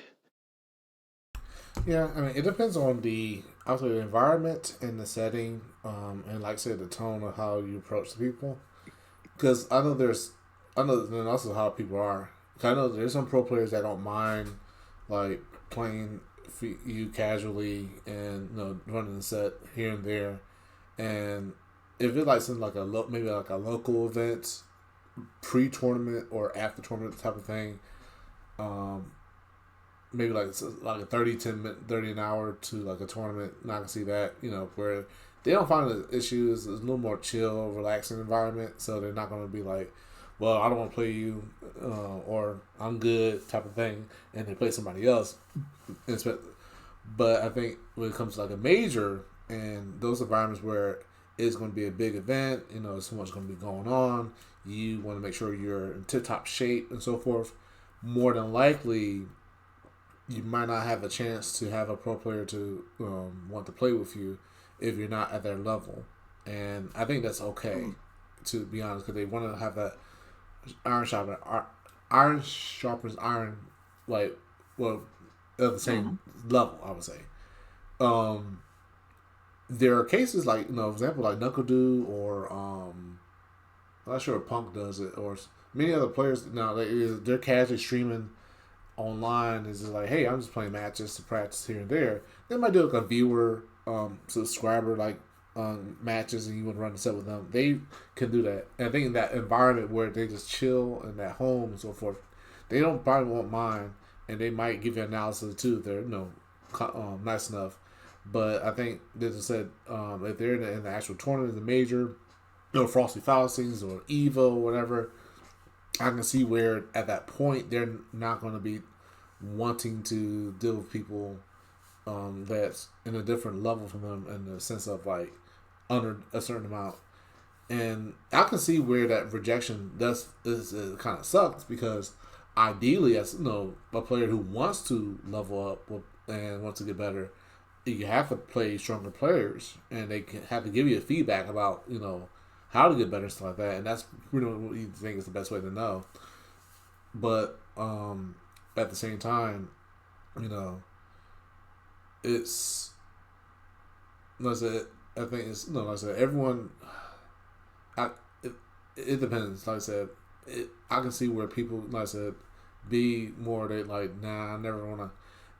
Now, if it's like no matter the environment, they don't want to play anyone underneath their level, then I can see there's a more personal preference type of thing, and it could be potentially seen as a more elitist, hey, you're a dick, you're a jerk type of thing. Don't meet your heroes situation, versus hey, cool, I'm glad that you want to play me, but right now I just want to play people my level, and not that you're not good enough for me. I just don't feel comfortable playing someone, not to say weaker than me, but not my level, because I feel bad beating up somebody so many times. Now, if you connect where it says, hey, I don't mind losing 20-0, against you. I just want to play you to see if I'm learning. If you communicate in that type of sense, then you might be able to break that barrier. But if it's like the same environment, they're the same way in whatever, no matter the environment. If you're going to stream, if you're at the major, if you're at local, if you're just at an event at somewhere that's not even a tournament and they just don't want to play you and they ignore you, whatever, then I can see where it could be like I think I'm just going to back off of that pro player and I'll leave him alone type of thing. Which, like I said, it could be personal preference, but at the same time, it can be, like a push away. You're not saying clique. That's where there could be a weird gray line.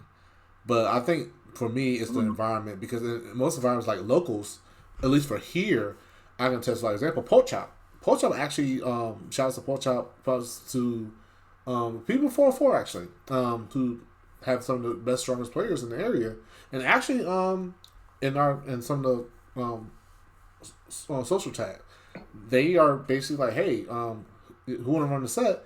It's an open invitation in a sense, and that context is like, hey, yeah, I'm a platinum player, so can I play against a master or high master now rather? And they say, all right, hop on in. You play you. They may play you maybe less matches, maybe, or but they allow you to play. Then you might get your 2-3 hits in or whatever, and then that's fine. And I can test for that. They are open to play you. But like if it's like a tournament, then I can see where, like I said, once again, they may not want to be in that situation. They want to play you yet, unless you're their level. So that's all I can say. Yeah, but you retro. I about to say retro, but there's going to be that person that's going to sit there and see that and be like, "Oh, retro don't want to play me. Let me go on to X. Man, retro didn't want to play me. He thinks he's better than me. He thinks I'm not a good player. Blah blah blah." And it just and then they start kind of downing Reboot and you and everything else, and just causing a whole bunch of drama that doesn't even need to be there. Yeah, and that can be an unfortunate part. And like I said, I think that's where it's important to address to someone about why or why not they want to play the set or whatever with whatever. Like if it's like, if that's not addressed, if that's not communicated, then that's that problem where it's like, yeah, I know some people they may take it even more, be like, oh my gosh, no, they're elitists. They don't like um players like me and so forth. Well, you know what? Bump them. I'm going to move somewhere else, type of thing. And I can see where that happened on many occasions, and it led to either where the person leaves the FCC or find something like their own group or whatever and do that way. For me, there were cases I can attest, yes, where I met some players and they looked at me like, "What are you doing here?"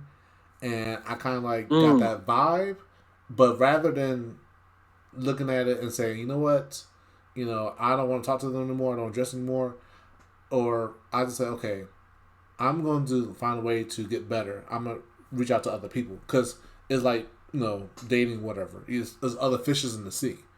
And a lot of people at times, people will lock into that one person, like they got to play Pong, they got to play Tokido, they got to play, Knuckle to learn this and that third. They want and then it could be various reasons. It could be altruistic, or they have whatever intention, like, hey, buddy, rub shoulders. And that's got to be that got to be like analyzed with themselves too.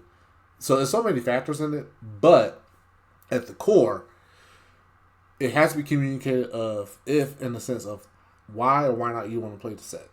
And I think with that being more communicated, that will lessen that animosity and that concern or that rejection worrying about it.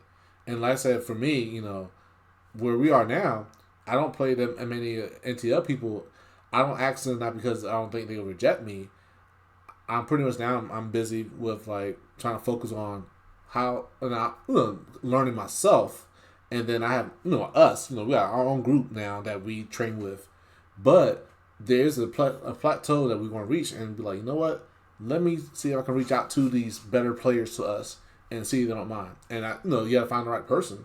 And thankfully here, in the ATL, or for example, which are one of the more strongest regions, they say, hey, well, I'm down for 3 or 4 matches. Here you go, and you get destroyed, but hopefully, hey, that's opportunity. Now you got to watch replays. So basically, not only that, you can now have your own homework you can work on. I got destroyed by a grandmaster. How can I beat it and do it next time?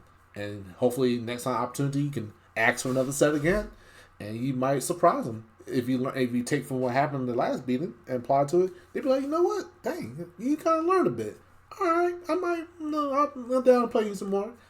That's the other thing too, So it's a lot of factors, and it's hard to say exactly or be on one side of like, determining this person being an elitist versus determining person just, hey, I'm not in the mood, I'm focused on something else. That's how I say. Kind of like on that ceiling of kind of top player bias. There at locals, I think we may have talked about kind of this. segues into it, yeah. This that topic once before, and I saw this on the timeline, asking if people minded about if top talent shows up to the venue or players, who are likely to win. I know while this might discourage some people who enter, I feel like this is one of those ways players get better. Like, I would ask them, you think about it, doesn't it feel good to finally beat that one person that's been cooking you every time you two have matched up in the bracket? Like, I know it has to be. Like, I mean, I've been in that situation a couple times where people already counted me out when I matched up against a strong player, and then when I beat them, it's crickets. So I feel like you shouldn't give up because Hmm. quitting, of course, is easier than trying. It's a boost of confidence to you as your development as a player. Don't withdraw from bracket. You made the drive all the way there, so you come with the intent. You came with the intent to play. Just because the world's best Luke or the world's best Ed shows up, let them know you ain't scared, man. You can do it. I believe, and that's because I've always preferred a good underdog story. And Hmm. I think for players like if they do show up, talk to them, let them ask. You could ask them to, hey, can we play sets or something? I mean, if their reaction is nah, or if their reaction is nah, then I mean that's their choice. I think we would have to like respect the choices of the people who make these decisions instead of just like lashing out at them because they don't want to. They prefer not to play. Um, we can't convince them. We can't force them to play. It's just that if they don't want to, if they decide run the set, that's on them. You would just move on to the next person or find a way to get better. If they won't play, you could also try to ask them, well, what do I need to work on?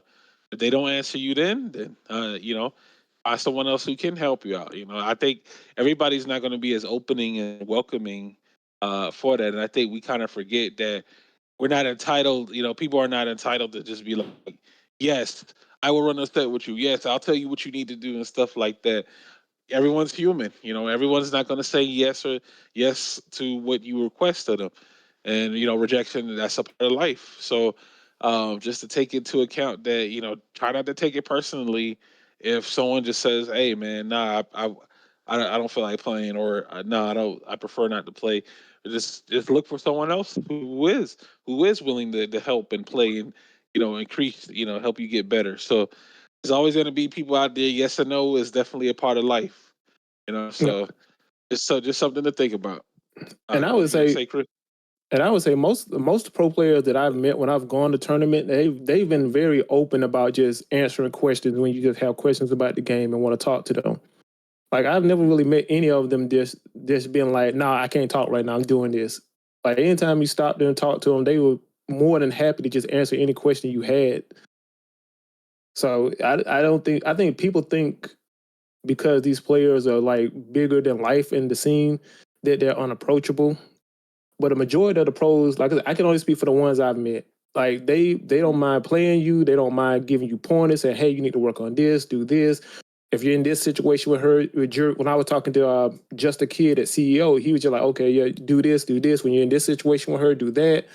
Like, be looking for this. So they are very open to you just coming approaching them and just talking to them like just like normal people. Yeah, just like striking up a conversation. I mean, as long as you're not super awkward about it, I mean, they'll be more than happy to answer your questions if you got them. I think that they just, I don't know, some reason people just get intimidated to talk to others in public because I guess they don't know, either they're afraid of rejection or they just don't know how that person is going to respond to them. If that person ignores them and walks away, that can be a hurtful, that could be a harmful experience for sure, and that would kind of like deter anybody from, like, I guess, talking to people in public. But yeah, like you said, Chris, I mean, if you just just be cool, just be approachable. I mean, approachable with it and say, hey, such and such and such. I got a question. Do you have time? Talk about it. And if they say they don't have time, then that's fine. You move on to the next. But if they're willing to talk to you and have a quick conversation, then yeah. I mean, even when you're selling at pools, especially at pools, at events where people are just standing around and waiting for their match, they don't, it's all right to strike up a conversation with somebody. That's how you get to know them. That's how you develop that. Some people come for the game, but they stay for the people. That's a bar right there. The people are definitely what make that experience last for you. You know what I'm saying? So just to let everybody know, like, yeah, some people might be intimidated about approaching others. Just don't be, man. Just don't be. No one's. no one's like gonna be like, oh, get away from me. You know, you suck. You're not good. I don't want to play you or talk to you. Get out of here. Nah, man. I think, like Chris said, the majority of people they are approachable. It's just that you have to be the one willing to, to strike up that conversation and speak with them, on that. So don't And get also, discouraged. oh, go ahead. Mhm. And Oh, no, just no, yeah, you also, said. just also be aware of the situation. If they just Yeah. came off stage and they just lost the match, just give them a few minutes to kind of just decompress and kind of just, get their thoughts Mhm. together for a second. Don't just immediately just bum rush them as soon as they come off the stage. Because you might Yeah. catch somebody in a bad mood because they just got put in the losers or something like that. You're right. Yeah, respect the space. You know, a good 20 to 20 15 to 20 minute detox. There. Just give them time to, to calm down, and then like maybe then afterwards then you could try to like approach them, but don't just like Chris said, don't just immediately run up to him and be like, hey man, what happened? I thought you would have won, and you know all this kind of crazy stuff, because I've seen that happen before. I have seen that happen before in person too. Someone lost their match on, on stream, on stage, and then they try to walk away, and then somebody just, I guess, I don't know if I don't think he knew the person, but he just immediately just walked up to him and say, hey man, I thought you were gonna win. And I'm like, what? That's wild. Like why would you do that? But yeah, man, just respect people's privacy and space, and that's pretty much it, man. Like Chris said, got to be confident in yourself, and once you're confident in yourself, it'll carry over to your gameplay. Um, so yeah, before we move on to that next topic, anyone else got anything to say that about that before we move on? No, good. All Like right. retro. All right, good to go, man. All right, so yeah, I think the embargo is lifted right now. I think it's been about a good 2 weeks here since Mai's been out. So this is kind of like the My aftermath here. Like, man, have you guys tried out My yet? Oh yeah, Uh I tried out on day one. Day one. Okay, day one experience with mine. Okay. All right, what you think about her, Chris? She's fun. She's a fun character to play. It's just, oh my god, the character to me feels a little bit like she sits in between. Like she has some good buttons, like her standing medium and her heavy kick are good poke buttons. But it's just overall, her fan setups are really just the most annoying thing I've ever played in this game. I'm gonna be honest, the fact that she can throw the fan, charge it, throw it, drive rush behind it, even if you backdash it, she's gonna go overhead, pin you down because she's +1 when she hits you, even if you backdash it. You can't really go forward because you try to dash forward and she drive rush, she's gonna push you back into the fan. Mm-hmm. It's like the character has like a lot of crazy setups with the fans, but I don't really think she's that strong until she gets like her fire stocks, because you can knock down the fans with just a regular punch. And if she throws a non-charged fan, you can just punch it, light punch it, drive rush behind it, and punish her. I think people are kind of getting annoyed with her because they don't know how to fight her yet. And there's not a lot of tech out to really how to defend against the fans and stuff. But I think once people kind of figure out how to defend against her, I think she's gonna drop a lot in the tier list. Mm-hmm. But she's still a fun character to play. Like if you want to basically get a lot of cheap wins, definitely pick this character up and start playing her. Currently, at the moment, until everybody figure out what's going on. Because I mean, I admit that I have died into a couple of matches there, like only knowing like maybe two combos and just throwing the fan, and then it worked, and I got all the way to like Diamond 3 Yeah, with like it. you only need two combos. Throw the fan, drive rush up, overhead. Oh, that you block the overhead. I'm gonna go crouching medium, or I'm gonna do crouching light. And then now, rinse and I repeat. drive rush up, or I drive rush to a throw, or I'm close enough. Once I get the throw, I can dash up, crouching light punch. Even if you block it, the three lights, I'm far enough out to where if you try to press a button, I can basically crouch medium punch and counter hit you. There you go. She got some spacing traps on her, man. Like I know she's been out for a good 2 weeks now, so it's fair game on opinions. I mean, I think she did like some of her the gimmicky stuff that she did during like the first week or so may not work the same because people are labbing and discovering how to deal with fans and her target combo. Um, her damage is light until she gets stocks, like Chris said. She does have the $1 million confirms, which is basically her crouching, medium kick, crouching, uh, medium punch into drive rush. Her level one super and her DP may need a slight adjustments. I ain't gonna lie.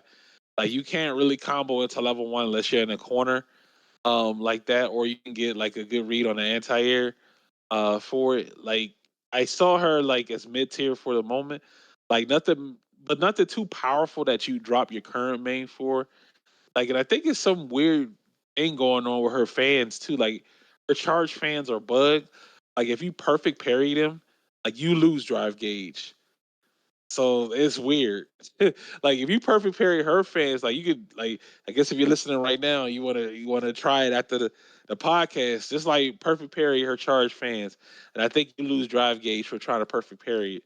So that's kind of weird. So they'll probably more than likely fix that a bit later on. But But for most even if part, you, she's pretty standard. but even if you hit her, like you block the fan, hit her, the fan's still there. Like it's coming down on top of you. Yeah. So I think I don't know if it's the first or second part, the second bounce, but I think it's the first that you It's the lose drive first. gauge if you perfect. Yeah, you lose drive gauge if you perfect period. But yeah, they'll likely take care of that. But yeah, her DP probably needs some adjustments for sure. Um, and I think just for the most part, she was pretty straightforward. Like I don't think there's anything too outstanding with her gameplay there. I think she's like kind of has the whole fan like people know how to react to the fan. I think with Aki, somebody was showing me like they literally can't throw charge fans at an Aki player. Um and like yeah, just because people just laughing against certain situations. because Aki has that what's it called, snake step or whatever it's called, where she kind of slides her foot on the floor. Yeah, this is the die for it. Yeah, I've seen I've watched replays where people just instantly react to that with like if she tries to throw the fan. Or you just jump, spacing. Reason people will kind of just they'll throw the fan up close, and then like you said before, like they'll drive rush behind it because it's gonna get the bounce. So they either go high or low afterwards or try to throw you. So yeah, that's just something that I just noticing while I was just like playing and trying her out. There, retro. You tried out my For about 30 minutes, and that was it. I'm sorry. For a while. Mess around with her a bit and watching her and see how she is in tournaments and stuff. She's fun, and I can understand why people might like her. It's just a character not my interest. The fan situation is interesting because it's something that you have to be watchful for because you have to watch her, and like you don't want to give her space or anything, or don't let her have chance to like build up her fire stocks because yeah, I don't think like she's gonna be. I don't think she's really strong, but she has a few strengths that kind of helps her with neutral wise. But just that beyond that, like I said, my opinion may not. I'm not say matter too much, but yeah, from what I experienced is that I don't know.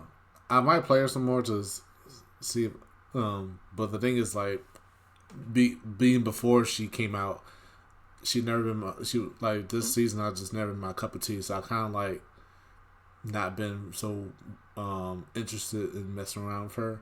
But I did want to play a little bit of her so that way I can kind of feel what she can do and how the matchup could be against DJ and so forth particularly. But I don't know. It's I think I was kind of listening to what Chris was saying because has better analysis. Because I think in the long run, once you get used to dealing with her, she's not much of a threat. like you would think she is. Just like I said, the fans is one of the big things that you don't let her level power up with, because then she becoming a little bit annoying. And like making her special stuff is definitely not safe on block except for the dive at a certain distance.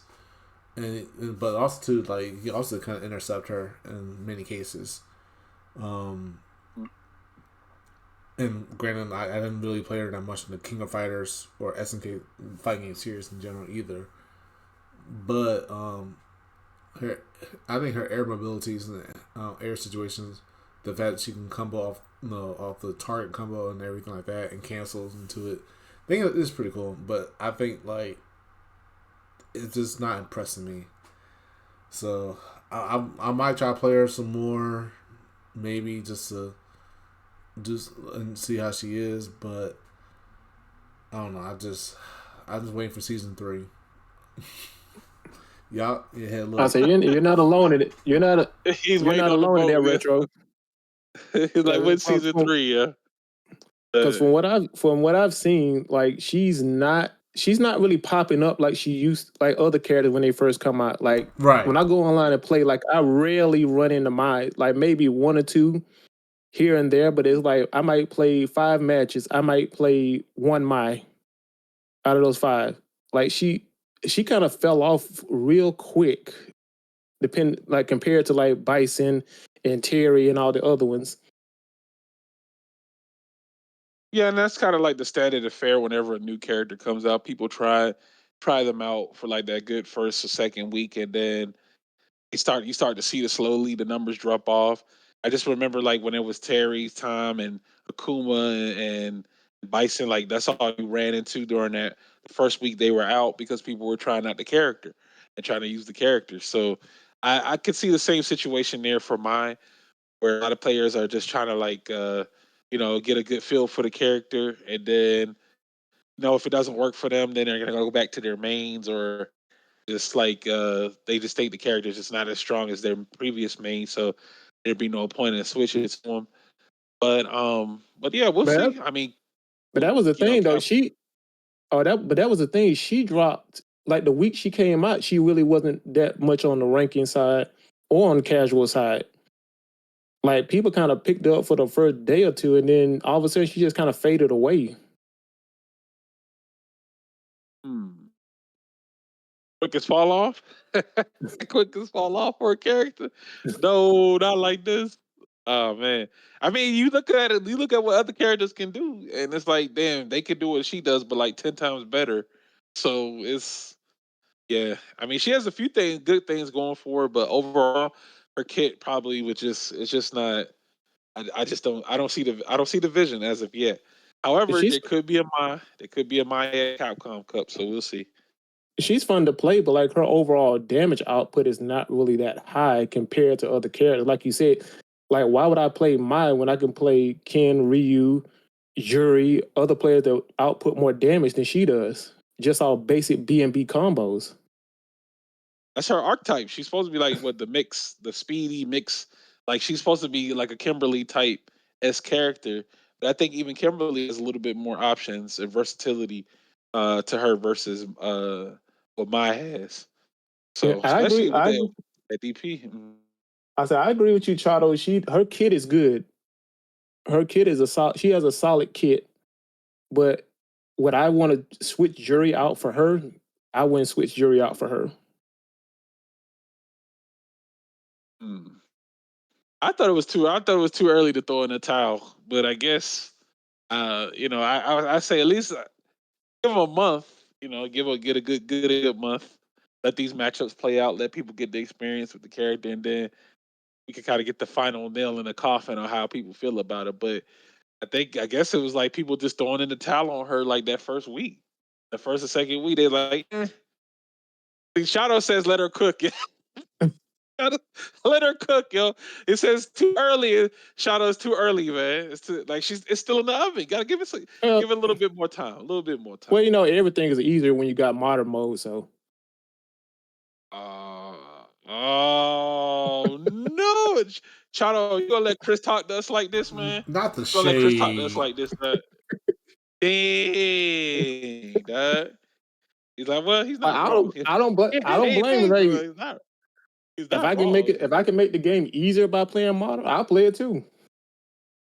Like, I ain't got Yeesh. no, ain't no shame.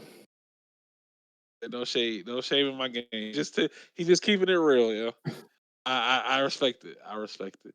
But yeah, I mean, let's see. We'll see. I guess we'll a little bit more time, and then I guess by then, by once the true honeymoon period is over, Lena will be on people's minds. So we'll see that character works out. I just want her to have healing. And that shit needs to be busted. I think she had a lot of moves, but I know they won't give her back everything, or maybe repurpose some of her moves into her target combos. I mean, season 3 is right around the corner, so we'll see. We'll see how Nah, Capcom's gonna nah. to do it. If they What you give her mean, heal, no? if they give her heal, I'm quitting Street Fighter 6. She got her healing. That's a part of her staple.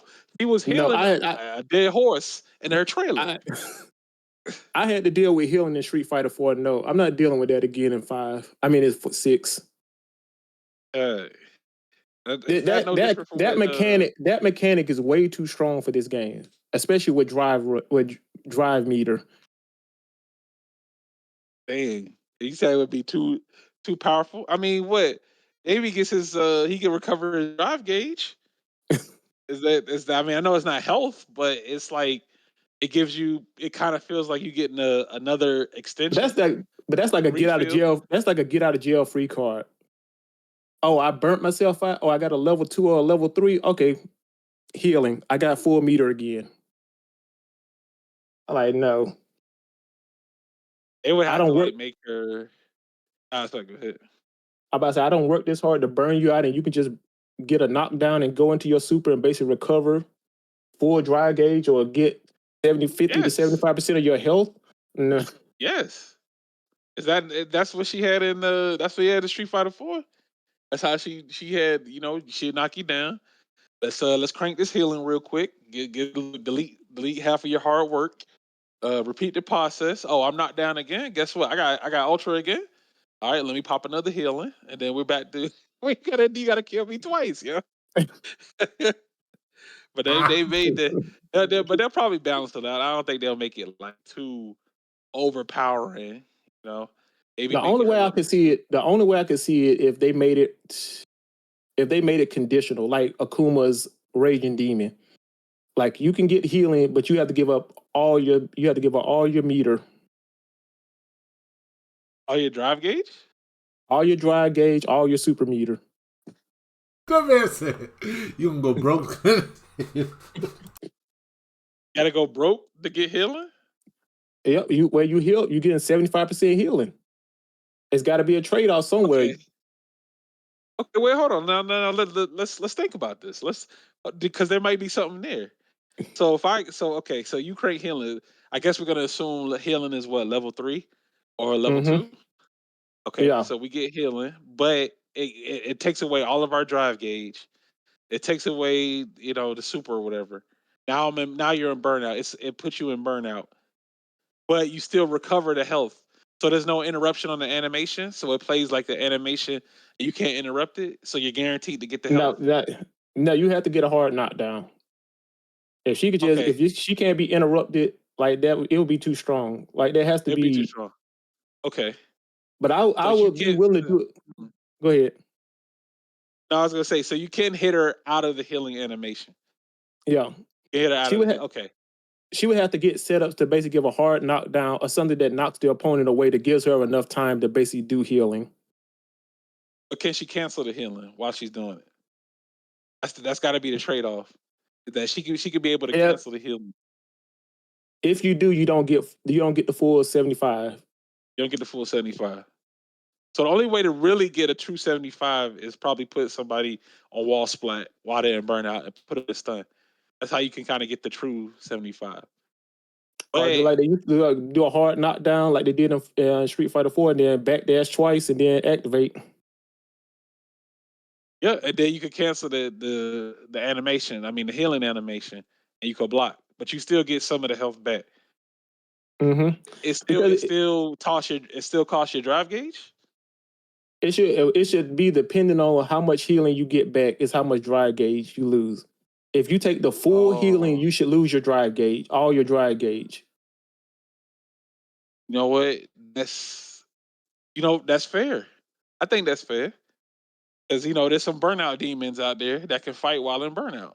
And then even if you get the wall splat, they do whatever combo they can do, and then you get your meter back, but you still have slightly more health than what you did originally.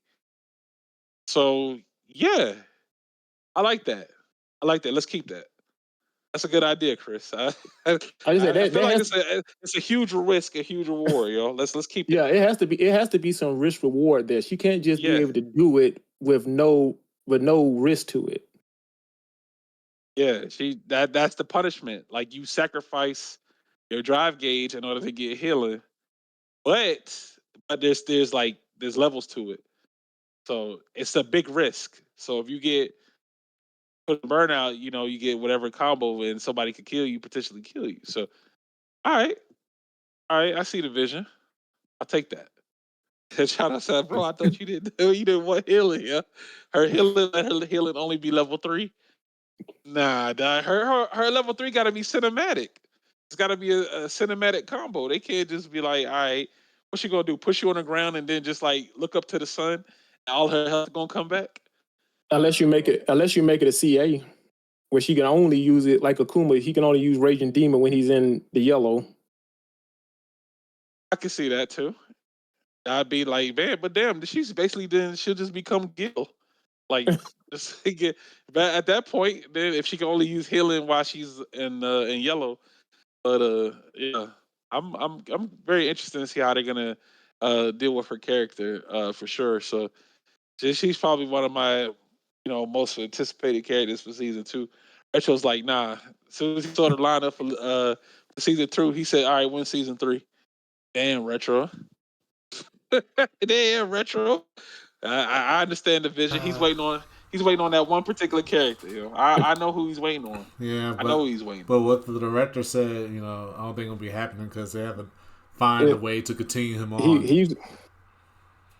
That should confirm. Yeah, Retro's waiting for highway robbery to get into the game. I mean, he wants to just address the people of the earth. He just wants to talk to the earth. That's all.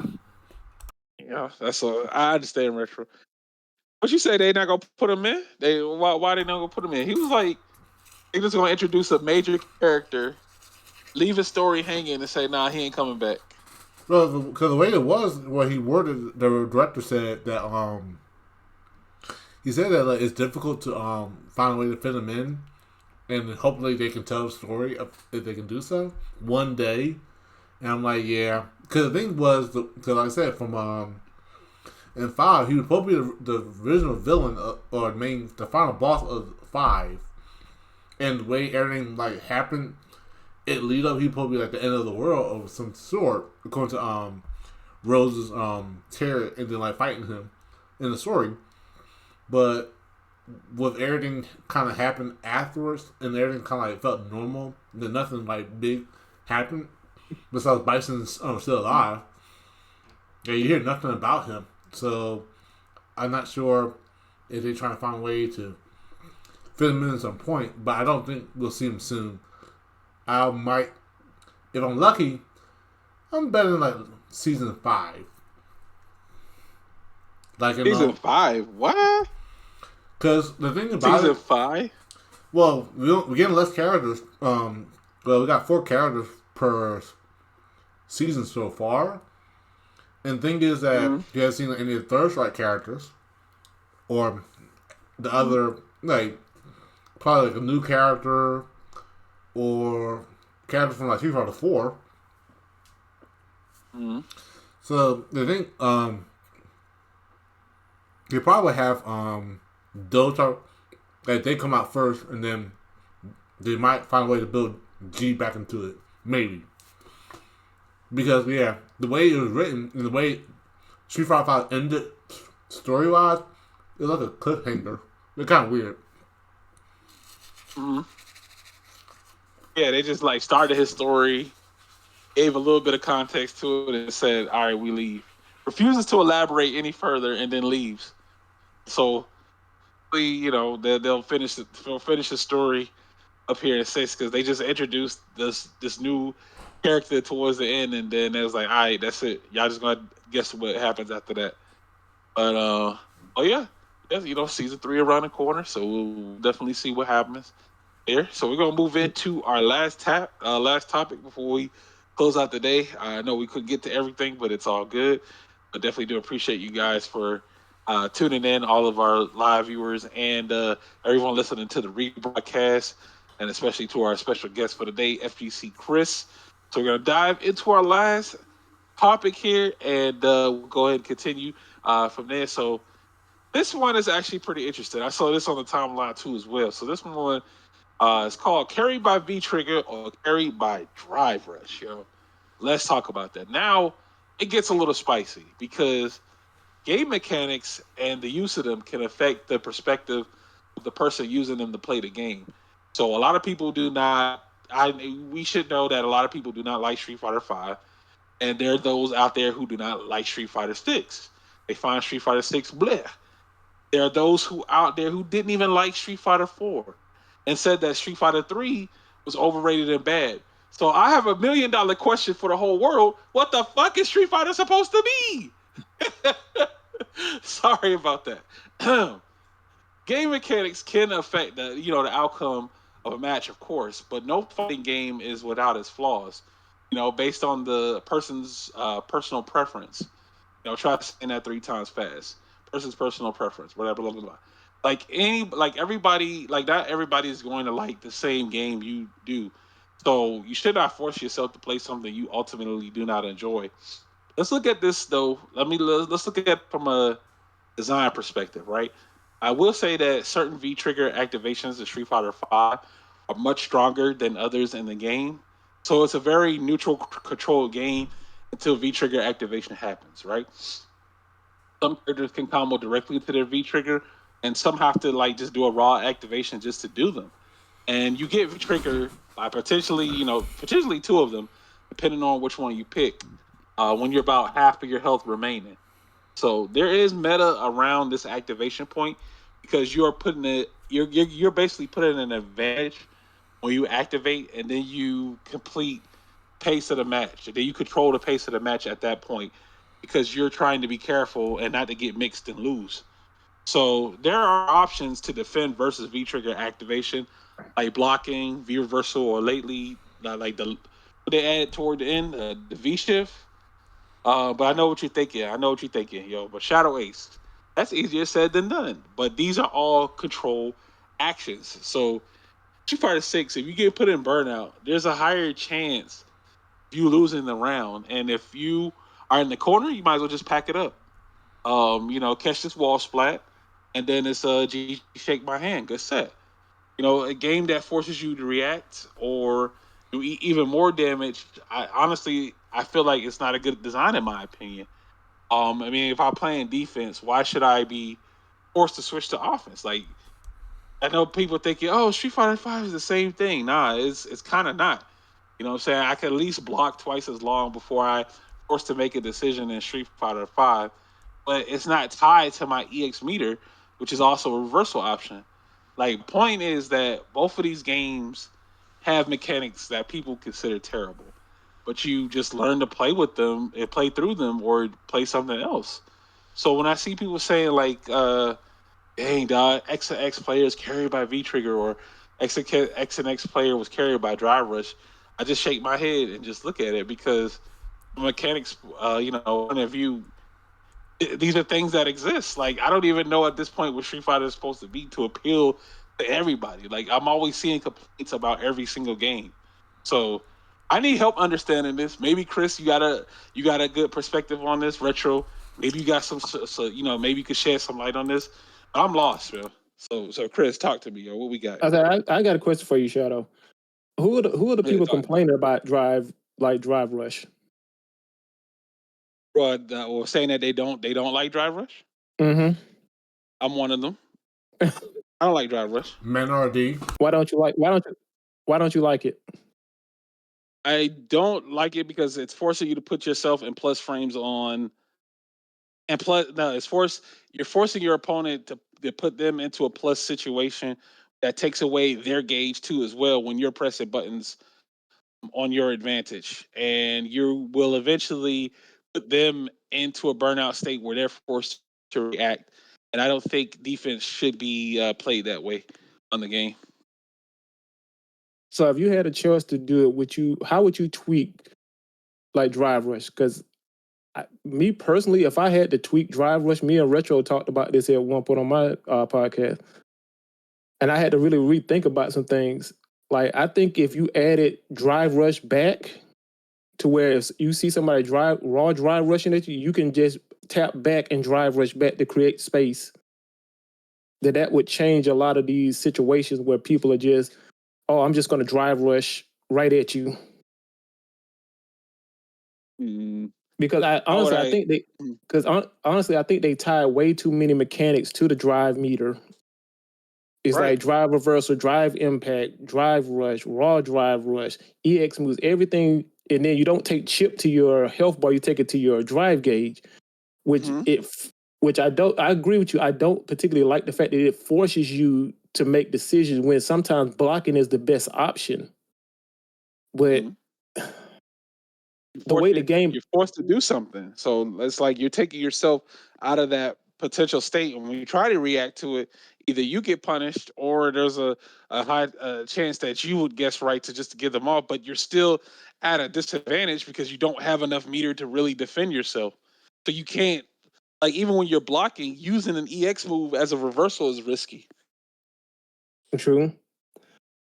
But me personally, I don't like it just because, like I told Retro, I don't like the fact that, because sometimes in a match, blocking is the best option. It's like, there's not an option to do anything right here. I need to just block this out. But I'm looking at my drive meter and I'm like, okay, if I keep blocking this, he's going to burn me out. And then I'm in a worse situation than what I was. If I EXDP and he knows I'm going to EXDP and he blocks it, then he's going to probably get about 40%, 40% damage on me if he doesn't have a level 3 already on deck. So it forces you to make decisions you don't want to make. And that's the problem that's the problem I could have with it. Me personally, when I play, I use it more so, oh, I made a mistake. Okay, I'm going to just drive rush to give myself plus frames to get out of this situation, even if it puts me in a bad situation. I know you say parry, right? That's what does parry use? What do you have to use to parry? You have to use You gotta use drive your bar. meter, right? Yeah, use your meter Yeah. the parry, right? Yeah. Okay. All right, I'm just checking. Go ahead, Chris. You were saying? Like they really need. That's why I kind of feel like it's going to be a big overhaul, because I think they see the problem with the drive meter in the drive system, and that they're going to address that probably in a big patch. And to me, that's going to really determine where this game's going to sit with people. And I get it. People don't like drive rush because it's a neutral skip. I could just come right at you, and you either make a decision and throw a button out there, or you just take the block and take the chip damage. But to me, it's hard to really just say I don't like the game because of that. There's things about, I don't like drive rushing the throw. I don't like the throw loops that come with a lot of stuff. But to me, it's stuff about the drive meter they need to fix, and they kind of have been doing it where certain moves give you more drive meter. But if I'm Yeah, they've looking been at making adjustments. Yeah, like sorry, I don't mean to cut you off. go ahead. Like like they have been slowly making adjustments where meter. Like I've been noticing on the like patch notes when they're putting in for characters now, such and such now gains more meter. This gains more meter. This gains less meter. So they definitely are making adjustments to the meter gain for that, but it's still got a long way to go there. But yeah, you were saying?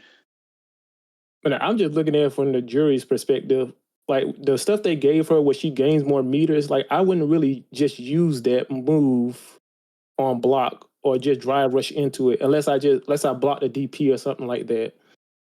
So it's like stuff that they gave some characters to me is kind of useless. It's like, what's the point of this? And I feel like they don't really know where they want to go with the drive system yet. And they're kind of just looking around and trying to figure out, okay, what can we do to fix the drive system to make it better? Well, honestly, I've seen videos where people have modded the game where they've taken the screen freeze out and shown like this is what the game would be like without it. And drive rush is pretty much unreactable because it pops so fast. And there's mods out there you can Oh, see what the game looks like if they take certain things out. And if you think this game is bad, you don't like it now, play those. Just go watch those videos where they show what it'd be like if you took drive meter out, drive rush out, and all that stuff. The screen freeze. so there are mods where people are like, what are you talking about? Does a screen freeze when they're about to do the drive No, rush? no, they completely removed the screen freeze, so you just drive rush. Like, as Oh, soon as you input it, it comes out without the screen it just freeze. instantly it just instantly comes out without. Okay, damn. Well, I mean, I feel like that's it's not out the realm of possibility for a complete system overhaul. I'm pretty sure there are where like they've collected data and done research, and with each patch that comes out, they're looking at the characters, like the characters that have been top tier. Hell, what Evo Wars just had a category saying the best button in the game, and it was Ken's crouching medium kick. So now, what's gonna happen on the next patch? They're gonna nerf that to oblivion, or just keep it in for the memes. But yeah, I feel like slowly over time, I think we're gonna get a different game. Um, the end product, I think, like a few years from now, where we can like go back. Well, remember how Street Fighter 6 was during its second year? How much different it is, because that's kind of what happened with Street Fighter Five. Like the beginning of the years, the first few years of Street Fighter Five, and the last few years are like completely different. They're completely different games. So I feel like that can definitely be the case for Street Fighter Six if they make like a complete engine overhaul or like try to tie different things. Like if I feel like if they put chip damage back in, but it doesn't tie to your drive gauge, how different would the game be? I Like was like, why just they'll still put like white life and chip damage in, but it doesn't take away from your gauge anymore. How different would a game would be? either that or just make it to where Street Fighter Five, where you could chip people, like you said, you could get health back, but you couldn't chip somebody out to kill them unless you had a super on deck. Mm-hmm. Yep. But And I kind of now hate. you I just kind of hate the no way the no you game is. see. I just kind of hate the way the game is turned into the low forward the game, low forward That's what drive it rush. is. But that's the low forward 30 to 40%. Knock them down, guess again, Because shimmy, and we're gonna repeat the process and do it again. And I in can my tell you, I'll go ahead. I was gonna say because I did. I mean, I even did an experiment. I promise you, I did this experiment, and you can even look at my replays if you'd like to. I just like, all right. So what happens if I only win a match just by doing low forward drive rush combo, knock them down, shimmy, and just repeat the process? What happens? And I literally won the match just by doing that. I said, "Wow, this is where we're at right now? What This was is it. This is it. this is for you and this for you, Shadow and Retro. What was the first thing people asked about Maya when she was shown? Low forward. Yep. Does she have a low forward drive rush? That was the Yeah, first low thing forward that came driver. out of people. That was the first thing that people started asking. Not was this button good? No, what can she do? Does she have low forward drive rush? Does she got And low forward drive rush? and that feels like that's Now, all. mhm. And it feels like that's just pretty much what the game was boiled down to. Like, oh, I block your string, I'm finna walk back low forward. Like, the second you try to walk back from anything low forward, I'm in the neutral game, low forward. Either low forward fireball, low forward drive rush grab. Okay.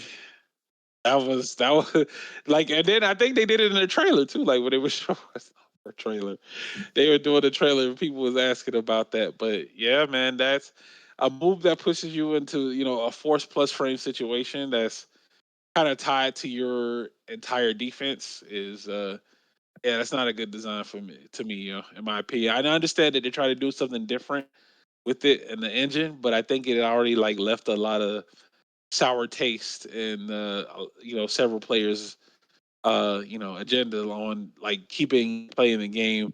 And I've heard them say, "Oh, well, let's see what season 3 look like." Okay, well, I'll come back when season 3 is when they showed everybody in season 3. Let's see if they change everything. But and I think we said this at the beginning, retro, and like maybe a previous episode. It was like, man, if it's still the same way a year or so later, then I don't know if it'll keep the interest of certain people, because you would still be winning the same way, and that's just such a strong tool in this game right now. And either you can adapt and learn how to deal with it, or it's just gonna keep happening. But you can't play a certain way. You can't play the game a certain way. I realized this like a year ago. Like I was like, I can't do down back. You cannot down back in this game. It's not going to work for you. You lose by blocking, so you have to do something. So that was kind of like, in my opinion, was like, all right, I know I can't play a defensive play style in this game, or else I'm going to lose. I have to press something. I have to do something. So, Like, Shadow, can I ask you a question? hmm? Because you play Lily, right? Oh, Chato, you talking about No, Chato? I'm talking about you. No, no, no. I don't play Lily. Oh, I thought you did play Lily. No, no. I mean, I played it during like the first season, like I'm season not sure one. who you're playing right now, but whatever Oh, character you're Jamie. playing right now, Jamie, if you're crouching and I do crouching medium kick, drive rush retrieve, what would you think I would do? Overhead or grab. Correct? And pretty much every player plays the exact same way with every character. Jury players play a specific way. Ken players play a specific way. Ryu players, they all play the same. There's no one that really has an individual style in this game, because the game has just been boiled down to just this is the most optimal route. This is And how you because have to play the game. and since pro player says this is the most optimal route, that's the route I'm going to take. So nobody really expresses themselves in the game. Drive, rush, jab. Damn, that is so true. So true. Drive, rush, jab. And I bet you can go to training mode right now, do drive, rush, jab, get a counter hit, combo into whatever, and then you take off a clean 40% of your opponent's health just because you did drive, rush, jab. That's wild to think about, by the way.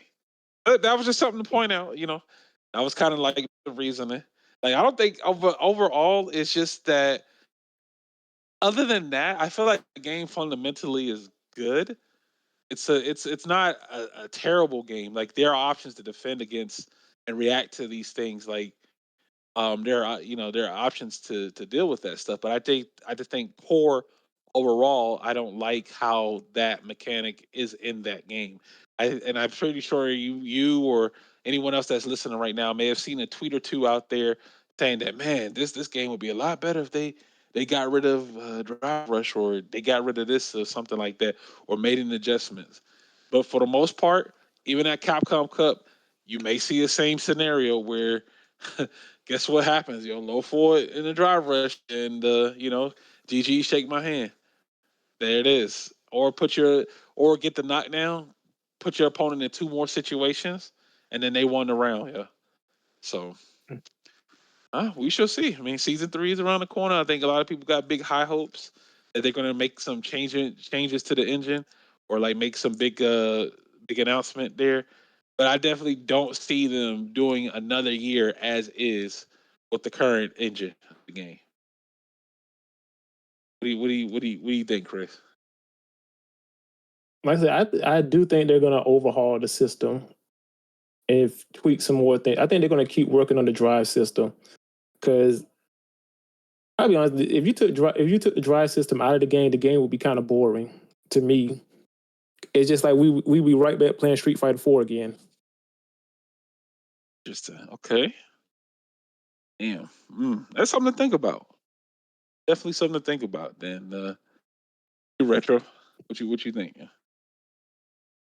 There's a video that you actually, I say y'all should watch that Sajam did. He actually did an hour experiment of what it's like to play without drive rush at all, completely.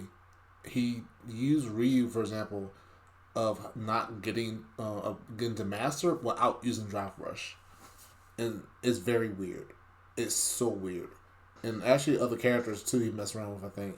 And I watched it before because about the conversation that was going around at the time.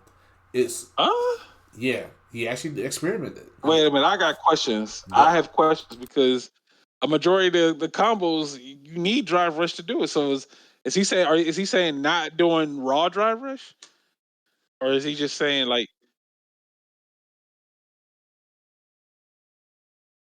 what?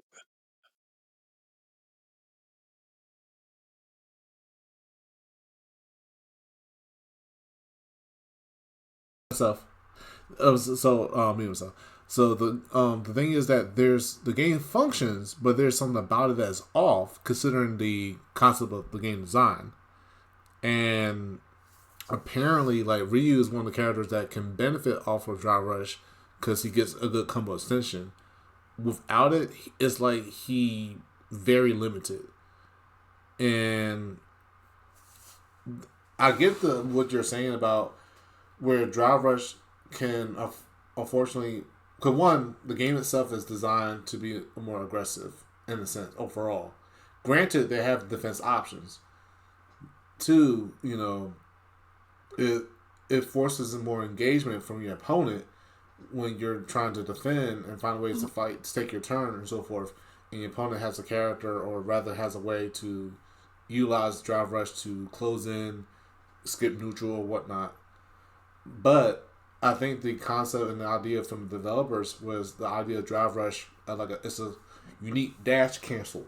And because the problem that is that if you take away Drive Rush and what you've seen in the video, JP, Guile, characters that are very defensive, they will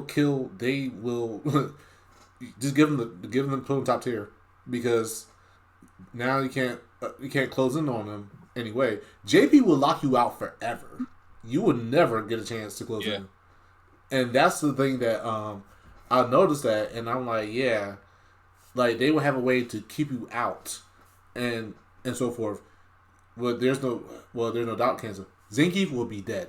Zenki would be deleted off the roster.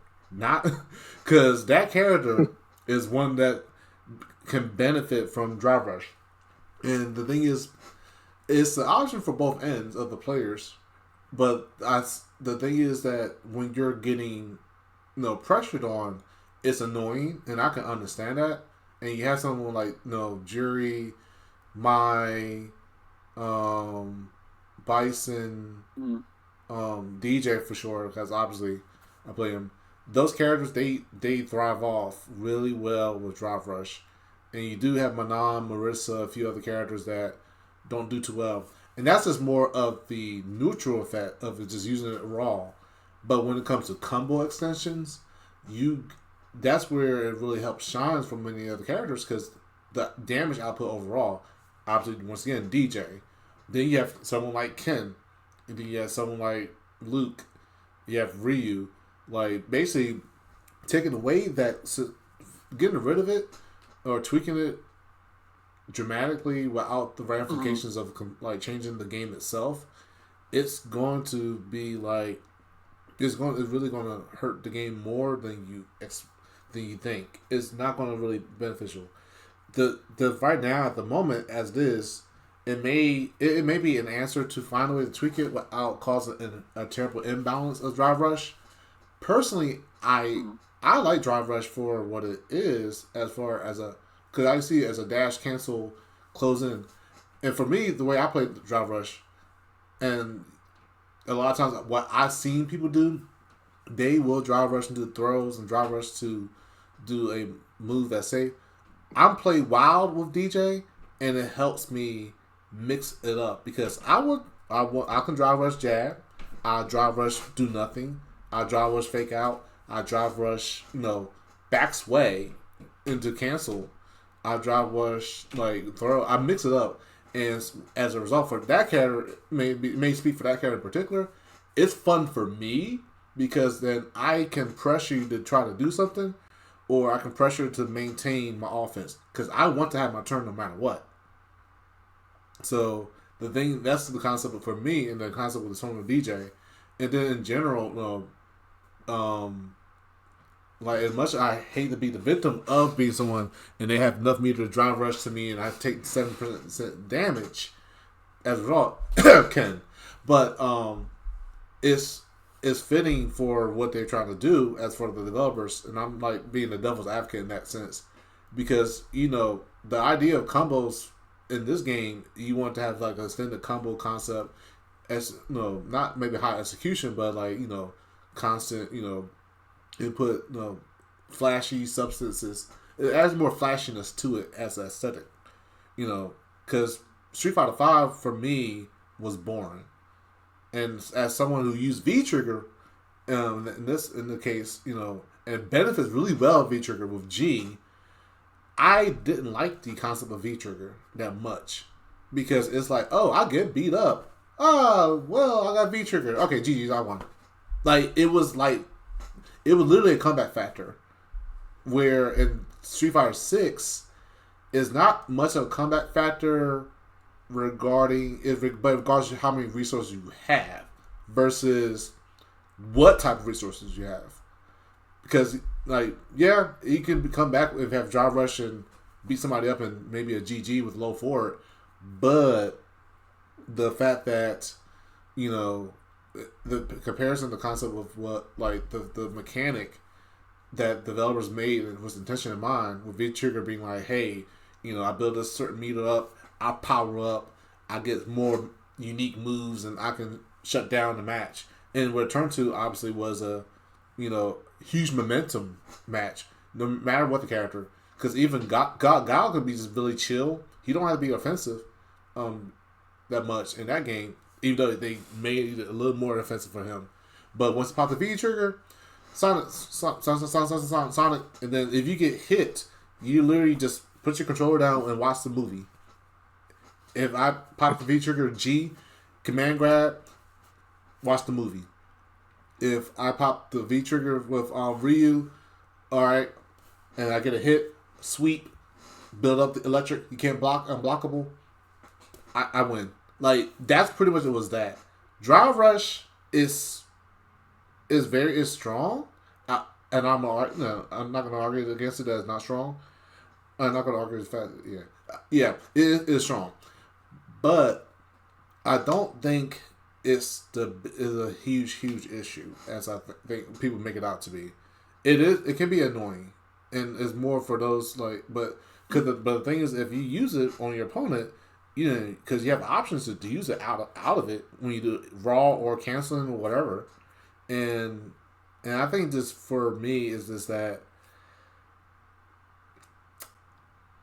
to tweak it, either going to cost more, but then even then, that might affect how much resources can change around. I want to say they did change either the cost or something, but the play without it, like I said, watch that video. It's weird, and it feels like something is not right with the game itself, not having drive rush the main focus. It's possible to still win without it, but the essentials for what drive rush can do for certain characters, in this case, is needed. Now, will there be a new mechanic to be added in the game? That won't be, that won't be surprising, and that won't, that definitely will be a thing. Will it be an anti-drive rush mechanic, or will there be a character created to kill drive rush on concept? I think that's possible, and I think that might eases the worry of drive rush being strong, where there's a counter effect. What it is, I can't entirely don't say, because the fact is not much of an attack versus a movement concept. But the fact, if you know your opponent going to anticipate your opponent going to use drive rush, you just throw a button out there, they're going to get hit by it, unless it's a move that's invincible. But yeah, otherwise, I think drive rush, it's okay. It is strong, but I don't think it's the end of the world. That's all I say.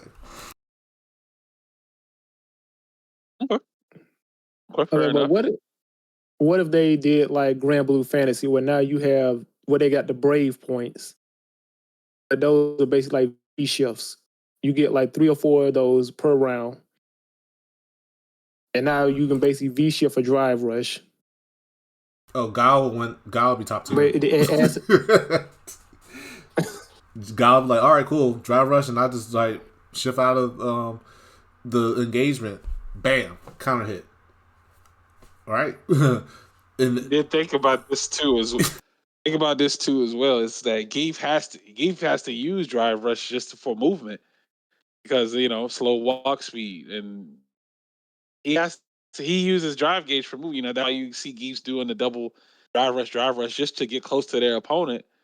But they have to use that resource just for movement, right?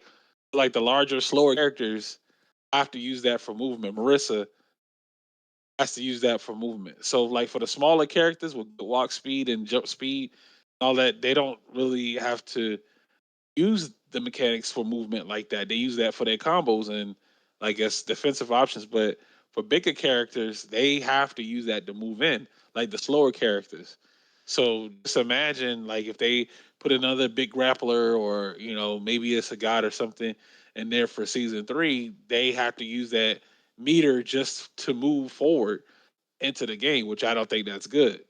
Um, but I guess the trade off is I guess they give higher health. They have higher health so they can take more punishment as far as combos and stuff, and they dish out and output more damage. So the game is like in the. I feel like the game is not complete.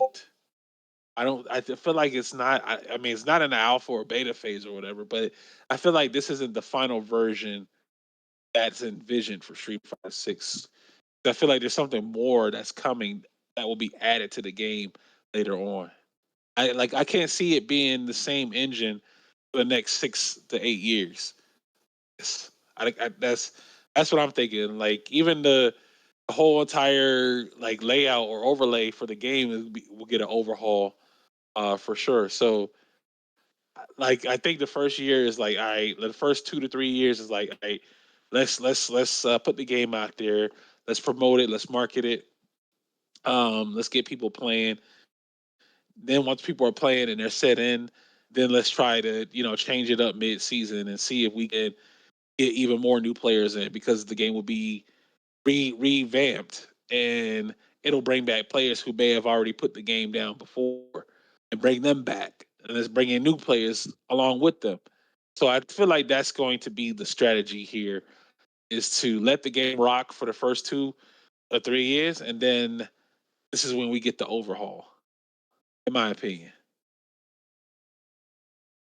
But mm, yeah, for the most part, it's kind of like what you got, Chris. I hear that. What's going on? You talk to me. We got you. I don't know if the game can make it 2 years without an overhaul. Because when I look around, I see a lot of people like I'm just done with the game, and I got the master, I'm done, or they just got bored with the game because they just feel like it's just drive rush the game. I think especially like you can tell like the last patch that came out, they basically brought in the new master ranks. Like they're listening to the community, and I think they know that there's a problem and that they don't have. I think that's probably been the main thing they've been focusing on. That's why we haven't really got costumes and all these other stuff. They've been focusing on changing and fixing the game and trying to make improvements. And I just don't think like if you try to stretch it out 2 years in this game, because even to me at times the game gets kind of boring, where I don't Mhm. really want to play it and I lose interest in playing just because like I can go online, I pretty much know what I'm gonna face because like I said, everybody plays the same. Everybody kind of follows the same script, and it's just kind of at times gets me to the point where I'm just like I'm bored with it. Like you're not really facing. I think the drive rush system makes bad players better because if they had, if Whoa, you, whoa, whoa, whoa! Say that one more time. I think it That's a makes bar. bad. I think it makes bad players better It because a makes lot of times, bad players better. Damn. because I've played players and I'm playing them, and I'm like, you burning out in the first 5 seconds of the game. because you're just trying to impress your offense on me. And I'm like, you're burnt out. Now I still got full meter pretty much. And now I'm basically able to just damage you pretty much to the point of killing you before your drive meter even comes back. It's like people just think because drive rush is there, that the only thing you're supposed to do is just drive rush at people. It's like, no, there's a game to it. Like you drive rush, try to drive rush overhead mix up. Drive rush, light punch, and try to draw out a DP. Like there's other stuff you can do with drive rush. It's just not there to just give you plus frames. But a lot of bad players just use it like it's expendable because they feel like, well, I can go into burnout. It's going to come back in about a minute. Give it like a few 60 seconds or whatever. It'll be right back. And it just. I mean, like, I don't know why people just. I don't know why people just feel. Well, I don't know. It just feel like people just don't care about burning out. Well, I think because they don't understand how to manage resources.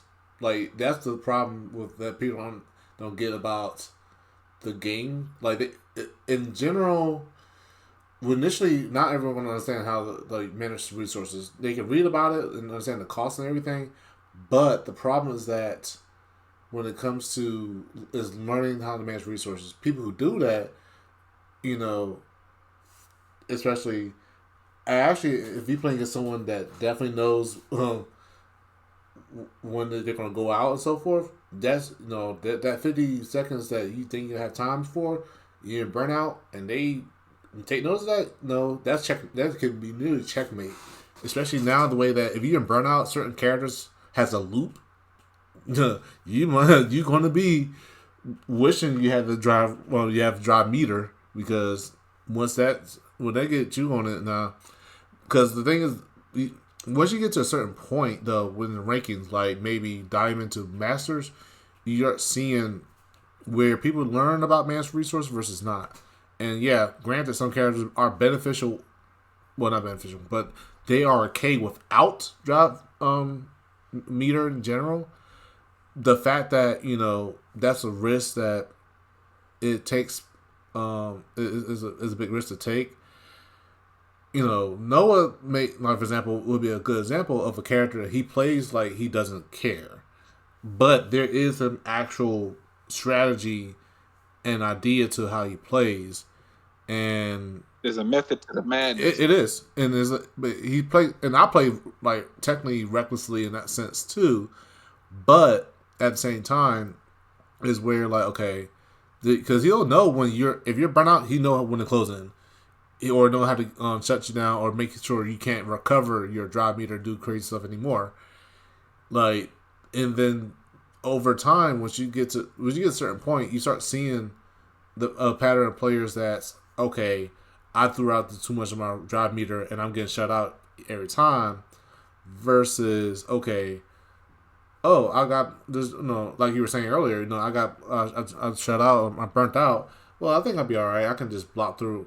Because either they have a character that can withstand being burnt out, or their opponent are not being aware about the resources that messed up, and they're not taking advantage of it. And that's the thing. It depends on the situation.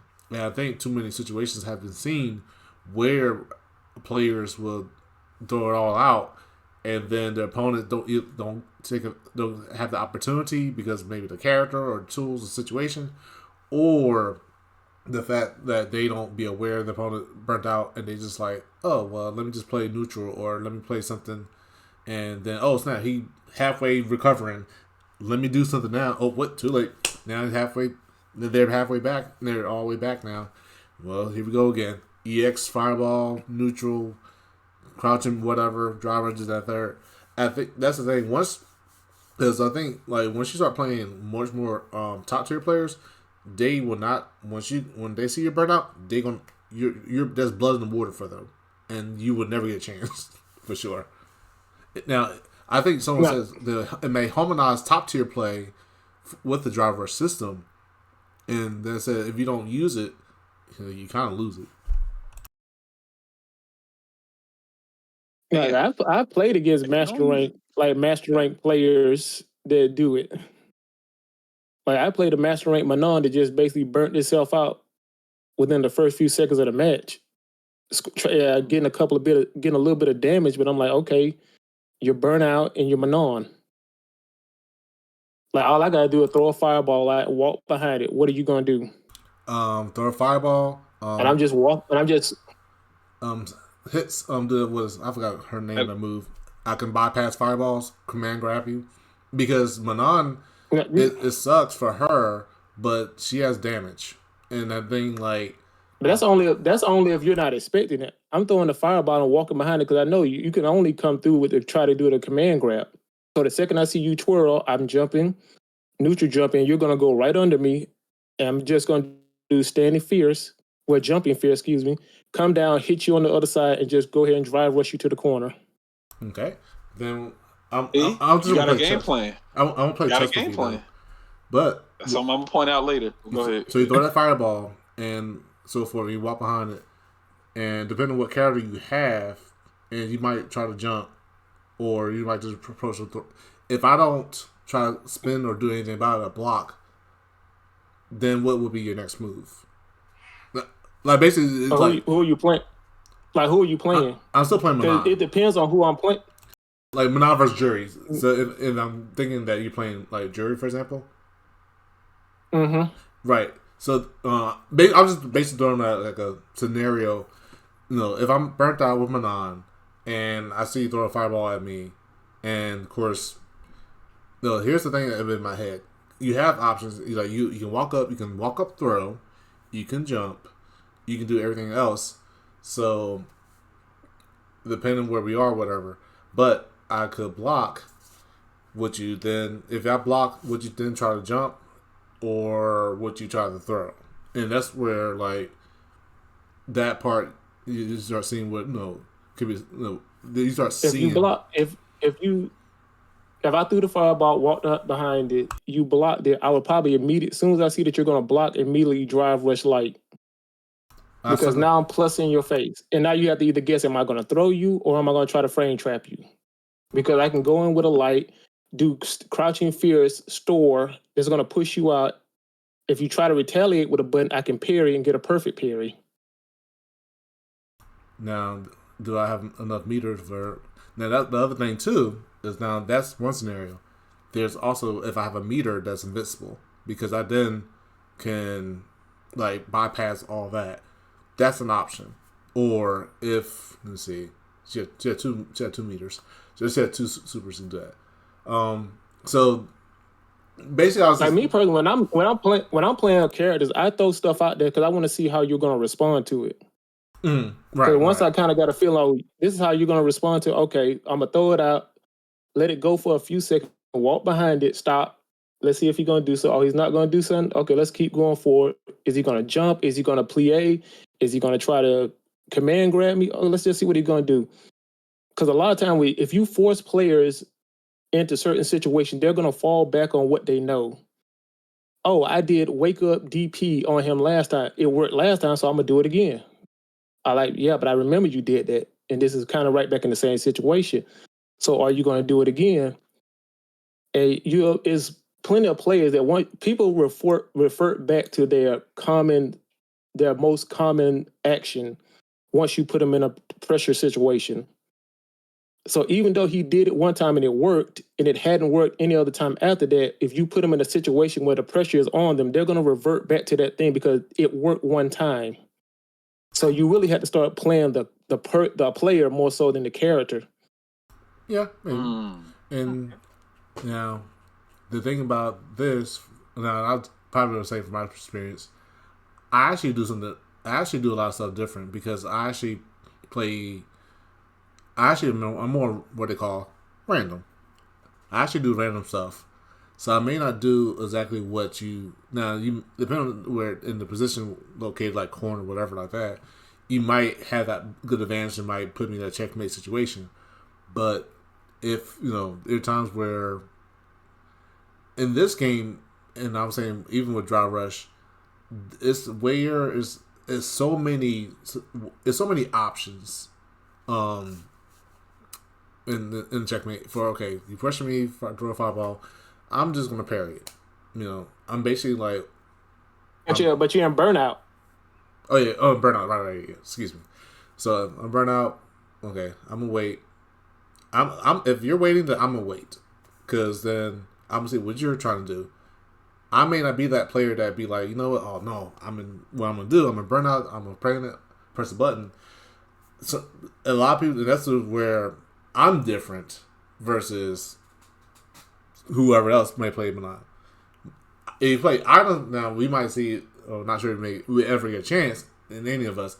But if you play Ireland's Manon, he might be in that situation where he might not be like the Manon that you may normally see or interact with. He probably will wait. Honestly, Rusty, when I watch you, I can't say about your Manon because I haven't seen your Manon, but your DJ, you say you're random, but I look at it and I'm saying you're not really random. To somebody who doesn't really know what they're doing, it looks random. That hasn't played you. But the more I've played you, the more I basically look at stuff and be like, okay, I kind of know what he wants to do right here. So I'm gonna give him that. Because I got more health, I got more meter. So if he wants to play DJ and he wants to just sit back there, throw slashers, throw out, I'm not sure what the circle one it's called, what DJ calls that one. Okay, he's gonna throw that out. He's either gonna drive rush.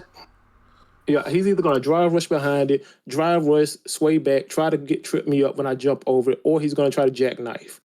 Okay, so I know those options are there. So instead of doing that, I'm just gonna parry and see what he does after that.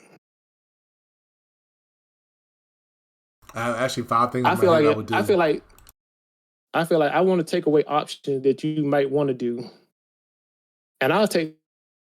And me playing as risky as I play, sometimes I'll look up and just get a straight hit and convert that into damage that I need. Okay. So you constantly are thinking about the next move before your opponent, trying to stay two steps ahead of him.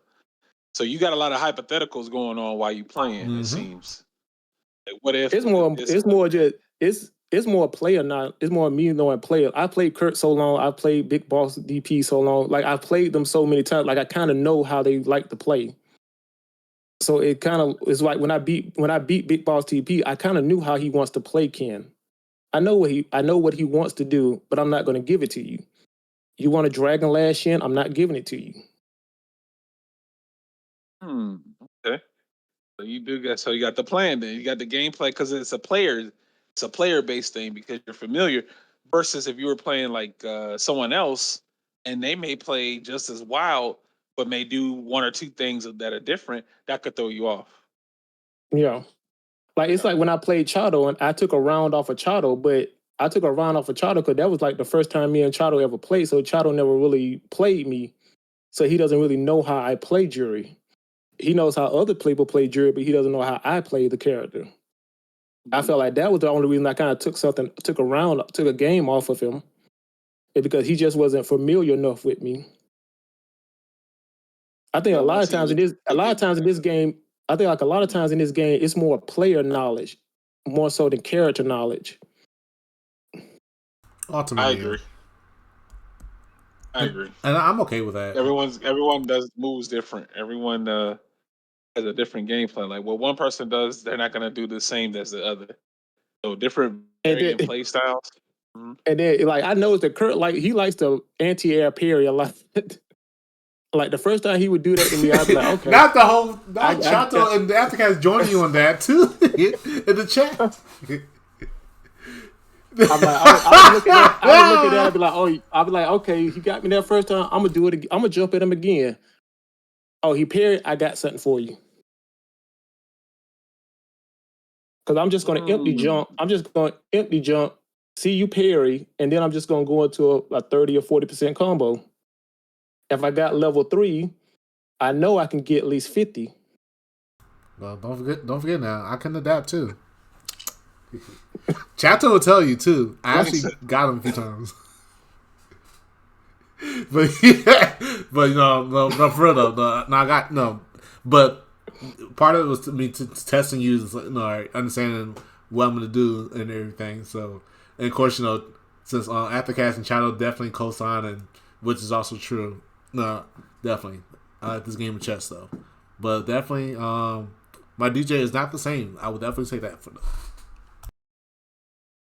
It ain't like the other DJs you done fought out I'm there. actually Everyone, learning to play you know, DJ differently almost each time now. okay.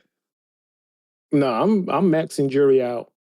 All Like right. if you ever see me play online, I don't use level 1 or level 3. I'm in rank now. I only use level 2 You better use level because 3 or 1. Interesting. I got as some. as another jury player tells me, if you don't know how to use feng shui engine, you're a shit jury player. Well, Because damn. unless you unlock feng shui and take it to its maximum potential, you're never going to fully unlock that character. Her level 1 is not really that useful. Level 3, like you don't really need. Once you're in diamond and master, you have to be, as a jury player, you have to know feng shui. That is something that every jury player tell you. Once you get to higher levels, you have to know feng shui. There's no way around it. That's good practice, at least. Like you're just like you're committed to just doing, level 2 and then practicing mix-ups and scenarios off of that. Interesting. Okay, I think that's a good. That's a interesting take on the character, because again, everyone plays it differently. And you mentioned that feng shui is a big part of your game plan. However, there may be a jury or two out there that don't even use feng shui. Yo, I promise you, I know of an ed player that doesn't use his level 2. He never uses level 2 in a match. It's always level 3 or level 1. His level 2 is not key to his character. Like Jury's feng shui is key to her character. That's why in Street Fighter V, she really wasn't as good as she could have been because they gimped it. That's why when she came out at 6 and they took it back to where it was in Street Fighter 4, where now she has a meter, it's a lot better now because now I have a timer. I know I have to get these mix-ups in this amount of time instead of just every move I do takes away from my meter. Like, no, I can string together as many moves as I want to in feng shui. It doesn't take away from my timer meter. It slows it down a bit. But if you're like, trust me, if go talk to any of your jury players up there in Atlanta, they'll tell you you need to know feng shui. So you see, so let me get this straight, and just to make sure I'm trying to get this right. So if you're an ed player, are you saying that level 2 is not needed for him to be good? No, like it's stylish. No. It looks cool. But Okay. I'd rather have his level 3. I'd rather have that's what I was saying. Like, it's not fully utilizing the full potential of the character if you're not learning the level 2. Like that's what I'm saying. Like the player would only use level 3 and level 1. They would never do level 2. And they just told me it was just based off of a comfort thing, and that's their play style. But they're already in master rank, so they gotten that far just off of just doing that. But it's not using every tool of the character. So then my question to you is, since you're relying heavily on the feng shui, are you really maximizing the potential of the character if you're not using all of her tools? That includes level 1 and level 3 setups. to me, it's not about maximizing her right now. I'm trying to learn all the insides and out of feng shui. And the only way you can do that is by taking away those options and say, I'm going to win or I'm going to lose, but I'm going to win or lose using this feng shui. I can use level 1. I know the combos to get into it, target combos, all that stuff, but it's not teaching me what I need to know. Because once I get to master or higher ranks in diamond, there's going to be points and times where you're going to need feng shui to make that comeback. And it's been times when I played in diamond now where I've made a comeback basically because I had feng shui. I feng shui engine into a combo into a level 1 just to win that round because I needed it. But you So use it's level 1 though. yeah, because I You knew it was use gonna you, because I you use knew level 1. I I could thought you use. wasn't using. No, I still use it from time to time. Like if I know it's going to Okay. kill and I know this feng shui engine combo is going to end right here and I can use level 1 to kill him, why would I not use it? Mm-hmm. So you He's got basically one. say you get more versatility off of using the feng shui versus just going into raw level 3. Well, not raw level 3, but just going into a level 3 combo. You get Yeah, more.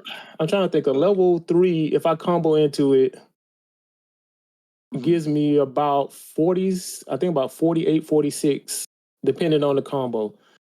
If I block a DP, I can do drive rush heavy, crouching fierce, drive rush heavy, standing meter. And if I have all my stocks, I can dump all 3 stocks and get about 54, 56 damage off of that, off of missed DP. And that's after that's comboing into the feng shui No, activation. excuse me. If I do that combo, it gives me 60, I think 61 to 62%, especially if it's a CA. It just depends on the situation. Like if I know I need to make a comeback, level 3 is not going to get me a comeback. It's going to give me a good chunk of damage, but feng shui gives me that damage and it gives me a mix up. So now on I top put of you in having level 1 as a reversal, just in case. Yeah. So now I put you in a situation where now you have to guess. So either you're going to wake up with an invincible move. But if I safe jump you, if you don't know I can safe jump you and you try to do it, then that's GG's. There's a lot of options that people don't understand with feng shui. That's why when I talk to other jury players, they pretty much say, dude, you got to learn this. You may not like using feng shui, but you need to at least have that in your back pocket. And when you look at Uma, he won $1 million. What did he win the $1 million doing? He wasn't using level 1. He wasn't using level 3. He won it on feng shui. Feng shui. He cranked the feng shui. Okay. $1 million activation. And that's just, like I say, people, like certain characters, their level 3s are better than other characters. It's just plain and simple. Like I would rather spend 2 bar especially if I got 3 bars already and it's in the second round, why would I not burn feng shui? Because if I get the win, I'm already back at 2 bars. So I'm going into the third round with a feng shui engine already loaded. And he could potentially get another. Like it's just more so the more I've grown as a player, the more if I look to say, okay, I need to start understanding meter, how to control my meter, when to use it, when not to use it, what to use it for.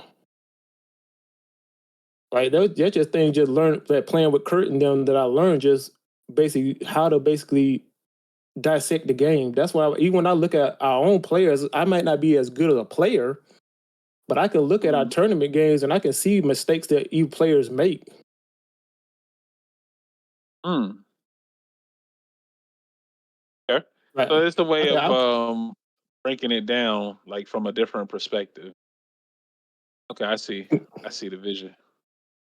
Like I say, it's just like with me playing. It's just like me playing you. It's like when we played in the Street Fighter V thing. Like I knew Sagat versus Fog. That's a bad matchup because she could just low profile all his fireballs and basically just attack my feet the whole time. But there were times when I just like, okay, I just messed up and I made a mistake and I should have been able to kill him right there. I didn't activate at the right time. I allowed him to jump at me when I shouldn't have. I know what he was going for when he tried to do the stomp into a cross up over me. I picked the wrong button. Like it's more to me, it's more like understanding. I look at what Joel said when he came on the podcast. I'm trying to be in that point where I'm not lost. Okay. You're not lost. Okay. Well, I mean, that just goes to show like your road to getting better as a player. Like you're at I feel like you're at a different level now than when you compare yourself to like maybe a year or so ago. Like you're retaining more knowledge, you have more awareness about situations versus when you compare yourself to from a year ago. Trust me, Shadow. Like when I went to Max Mode last year, if I could show you a picture, I have that image of me playing what's his name? Campaign. And that picture's been sitting on the wall ever since that day I got home. Not gonna happen again. What was the picture of? When we were sitting there, we were playing on stream that time. Oh. Okay. All right, now that's been my motivation. That was the motivation since then. Okay. Said no repeats. It's gonna be different. Okay. I like it. I like it. Well, I mean, hopefully, we'll link up at Max Mode and chop it up. Hopefully, see some of the making people out there too as well. Speaking of, now that you mention it, Retro, we got some ads on the way. We got some ads coming up here. Indeed, we do. Hold on, give me 1 second of the update. This. Gotta put it in here. That's old. Okay. So, shortly before Maximo for sure, we have our event. Excuse me. And next month, the Easy Card Convention, we will have the tournament featured there. Of course, if you want this is a spectating side, so if you want to just check it out, what the event is about. Of course, we'll have vendors, we'll have food trucks, we're definitely gonna have cosplay contests and DJs and some live performances and maybe some special guests for a guest panel. So and obviously some anime to feature. So, and anime trivia. So that's mainly the feature so far. We have some more stuff up our sleeves, but more particularly, since there's more other tournament stuff, here's some more details of that. So of course we have a $300 pot so far. Is going to increase, and that was confirmed. And so we're gonna have Match Arena, and so that the pot bonus is going to be even bigger. So excited to announce that. Of course, right now we are in early bird registration until the week of. Right now it's $45. On the week of, it'll be pushed to $55, and on the day of, it's $60 to enter the tournament. So definitely hurry up. And I think Start GG is doing an update on some tax for their tax for revenue for their website and all. So a little extra tax they added to it. So definitely hurry up and try to apply and enter as soon as possible, so you can save some money for the event, especially entering tournament.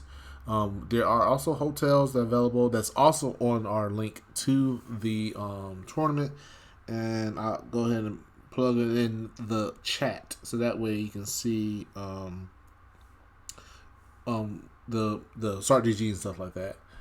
And that's it for our end. But I know that, of course, this will be the more all Georgia event, and I have Mr. Shadoways to definitely tell us more about the Max Mode.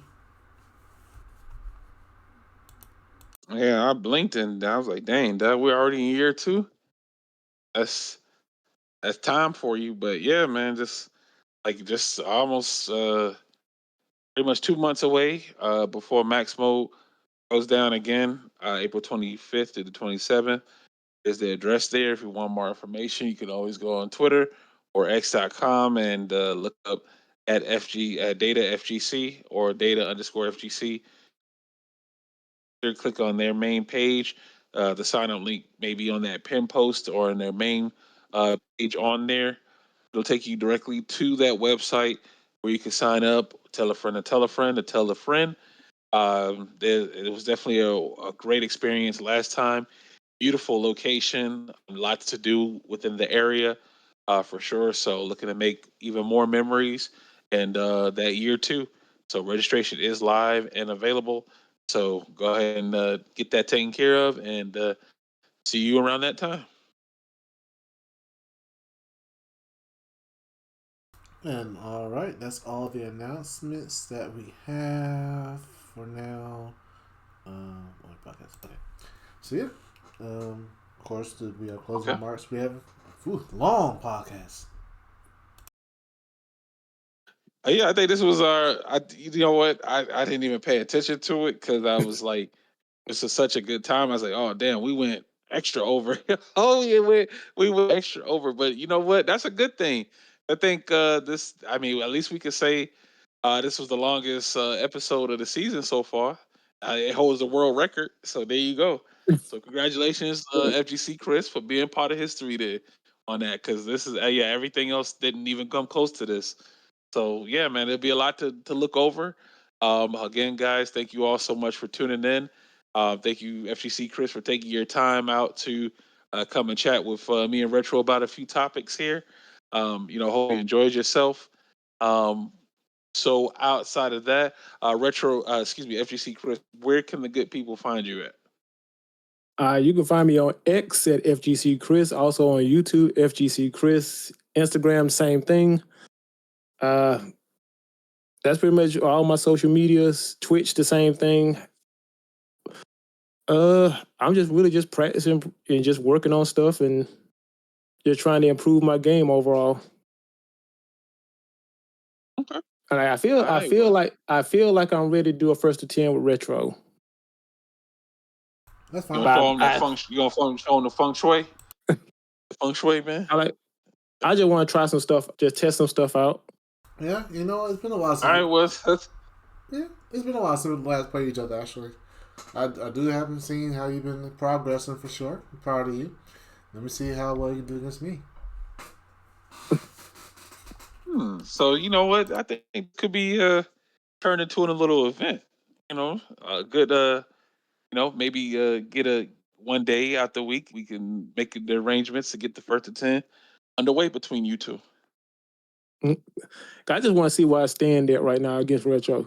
Because I think Retro, because I beat Ricardo, but Retro, I haven't beat him yet. Okay, so he's on the list then. So it's like time to start climbing. It's time to start climbing those mountains. All right. Well, there it is. I guess that'll be a future endeavor there. It's gonna be Retro versus FGC Chris. First to 10. Sounds good. We'll make All it right. Well, arrangements. with that being said, we're out the door. Retro, where can good people find you at? Pretty much virtually anywhere. Sir Retro08 on Twitter/X. Of course, on YouTube.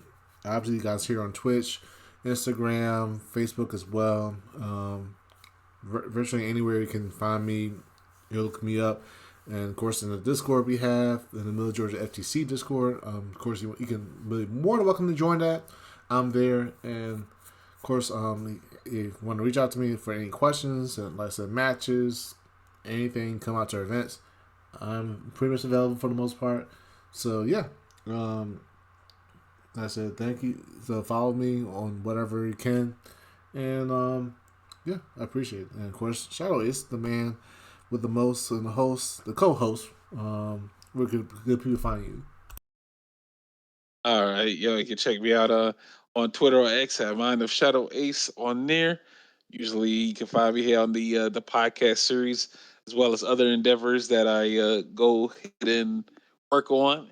Maybe one day could get us some acknowledgement from Capcom themselves directly, maybe sponsorship by Capcom directly. That's how we made it. If we get to that goal one day and just be like, all right, now we're partnered or sponsored by Capcom, that would be crazy. That would be like the craziest glow up in history. So hopefully, one day that could be a thing. But for right now, we're just gonna keep climbing the ranks, keep grinding, and who knows? Who knows what we'll be talking with next time? I mean, it could be a Capcom employee. It could be a top player. It could be a low player. Like, this is a community open discussion. So don't be afraid. Hit us up. Let us know you down. You want to get in on the episode, and we can make it happen. But for right now, Retro is going to get this edited and up for your viewing pleasure next business day there, usually by 12 noon your time. If there's any delay, let us know. But as it stands right now, I hope you guys enjoyed this episode. If you've been with us since the beginning, you were in here for quite a long time, but we appreciate you. But with that being said, GG's. Thank you all for tuning in. Catch us next time for episode 11. And Retro, where are you going to send the good people?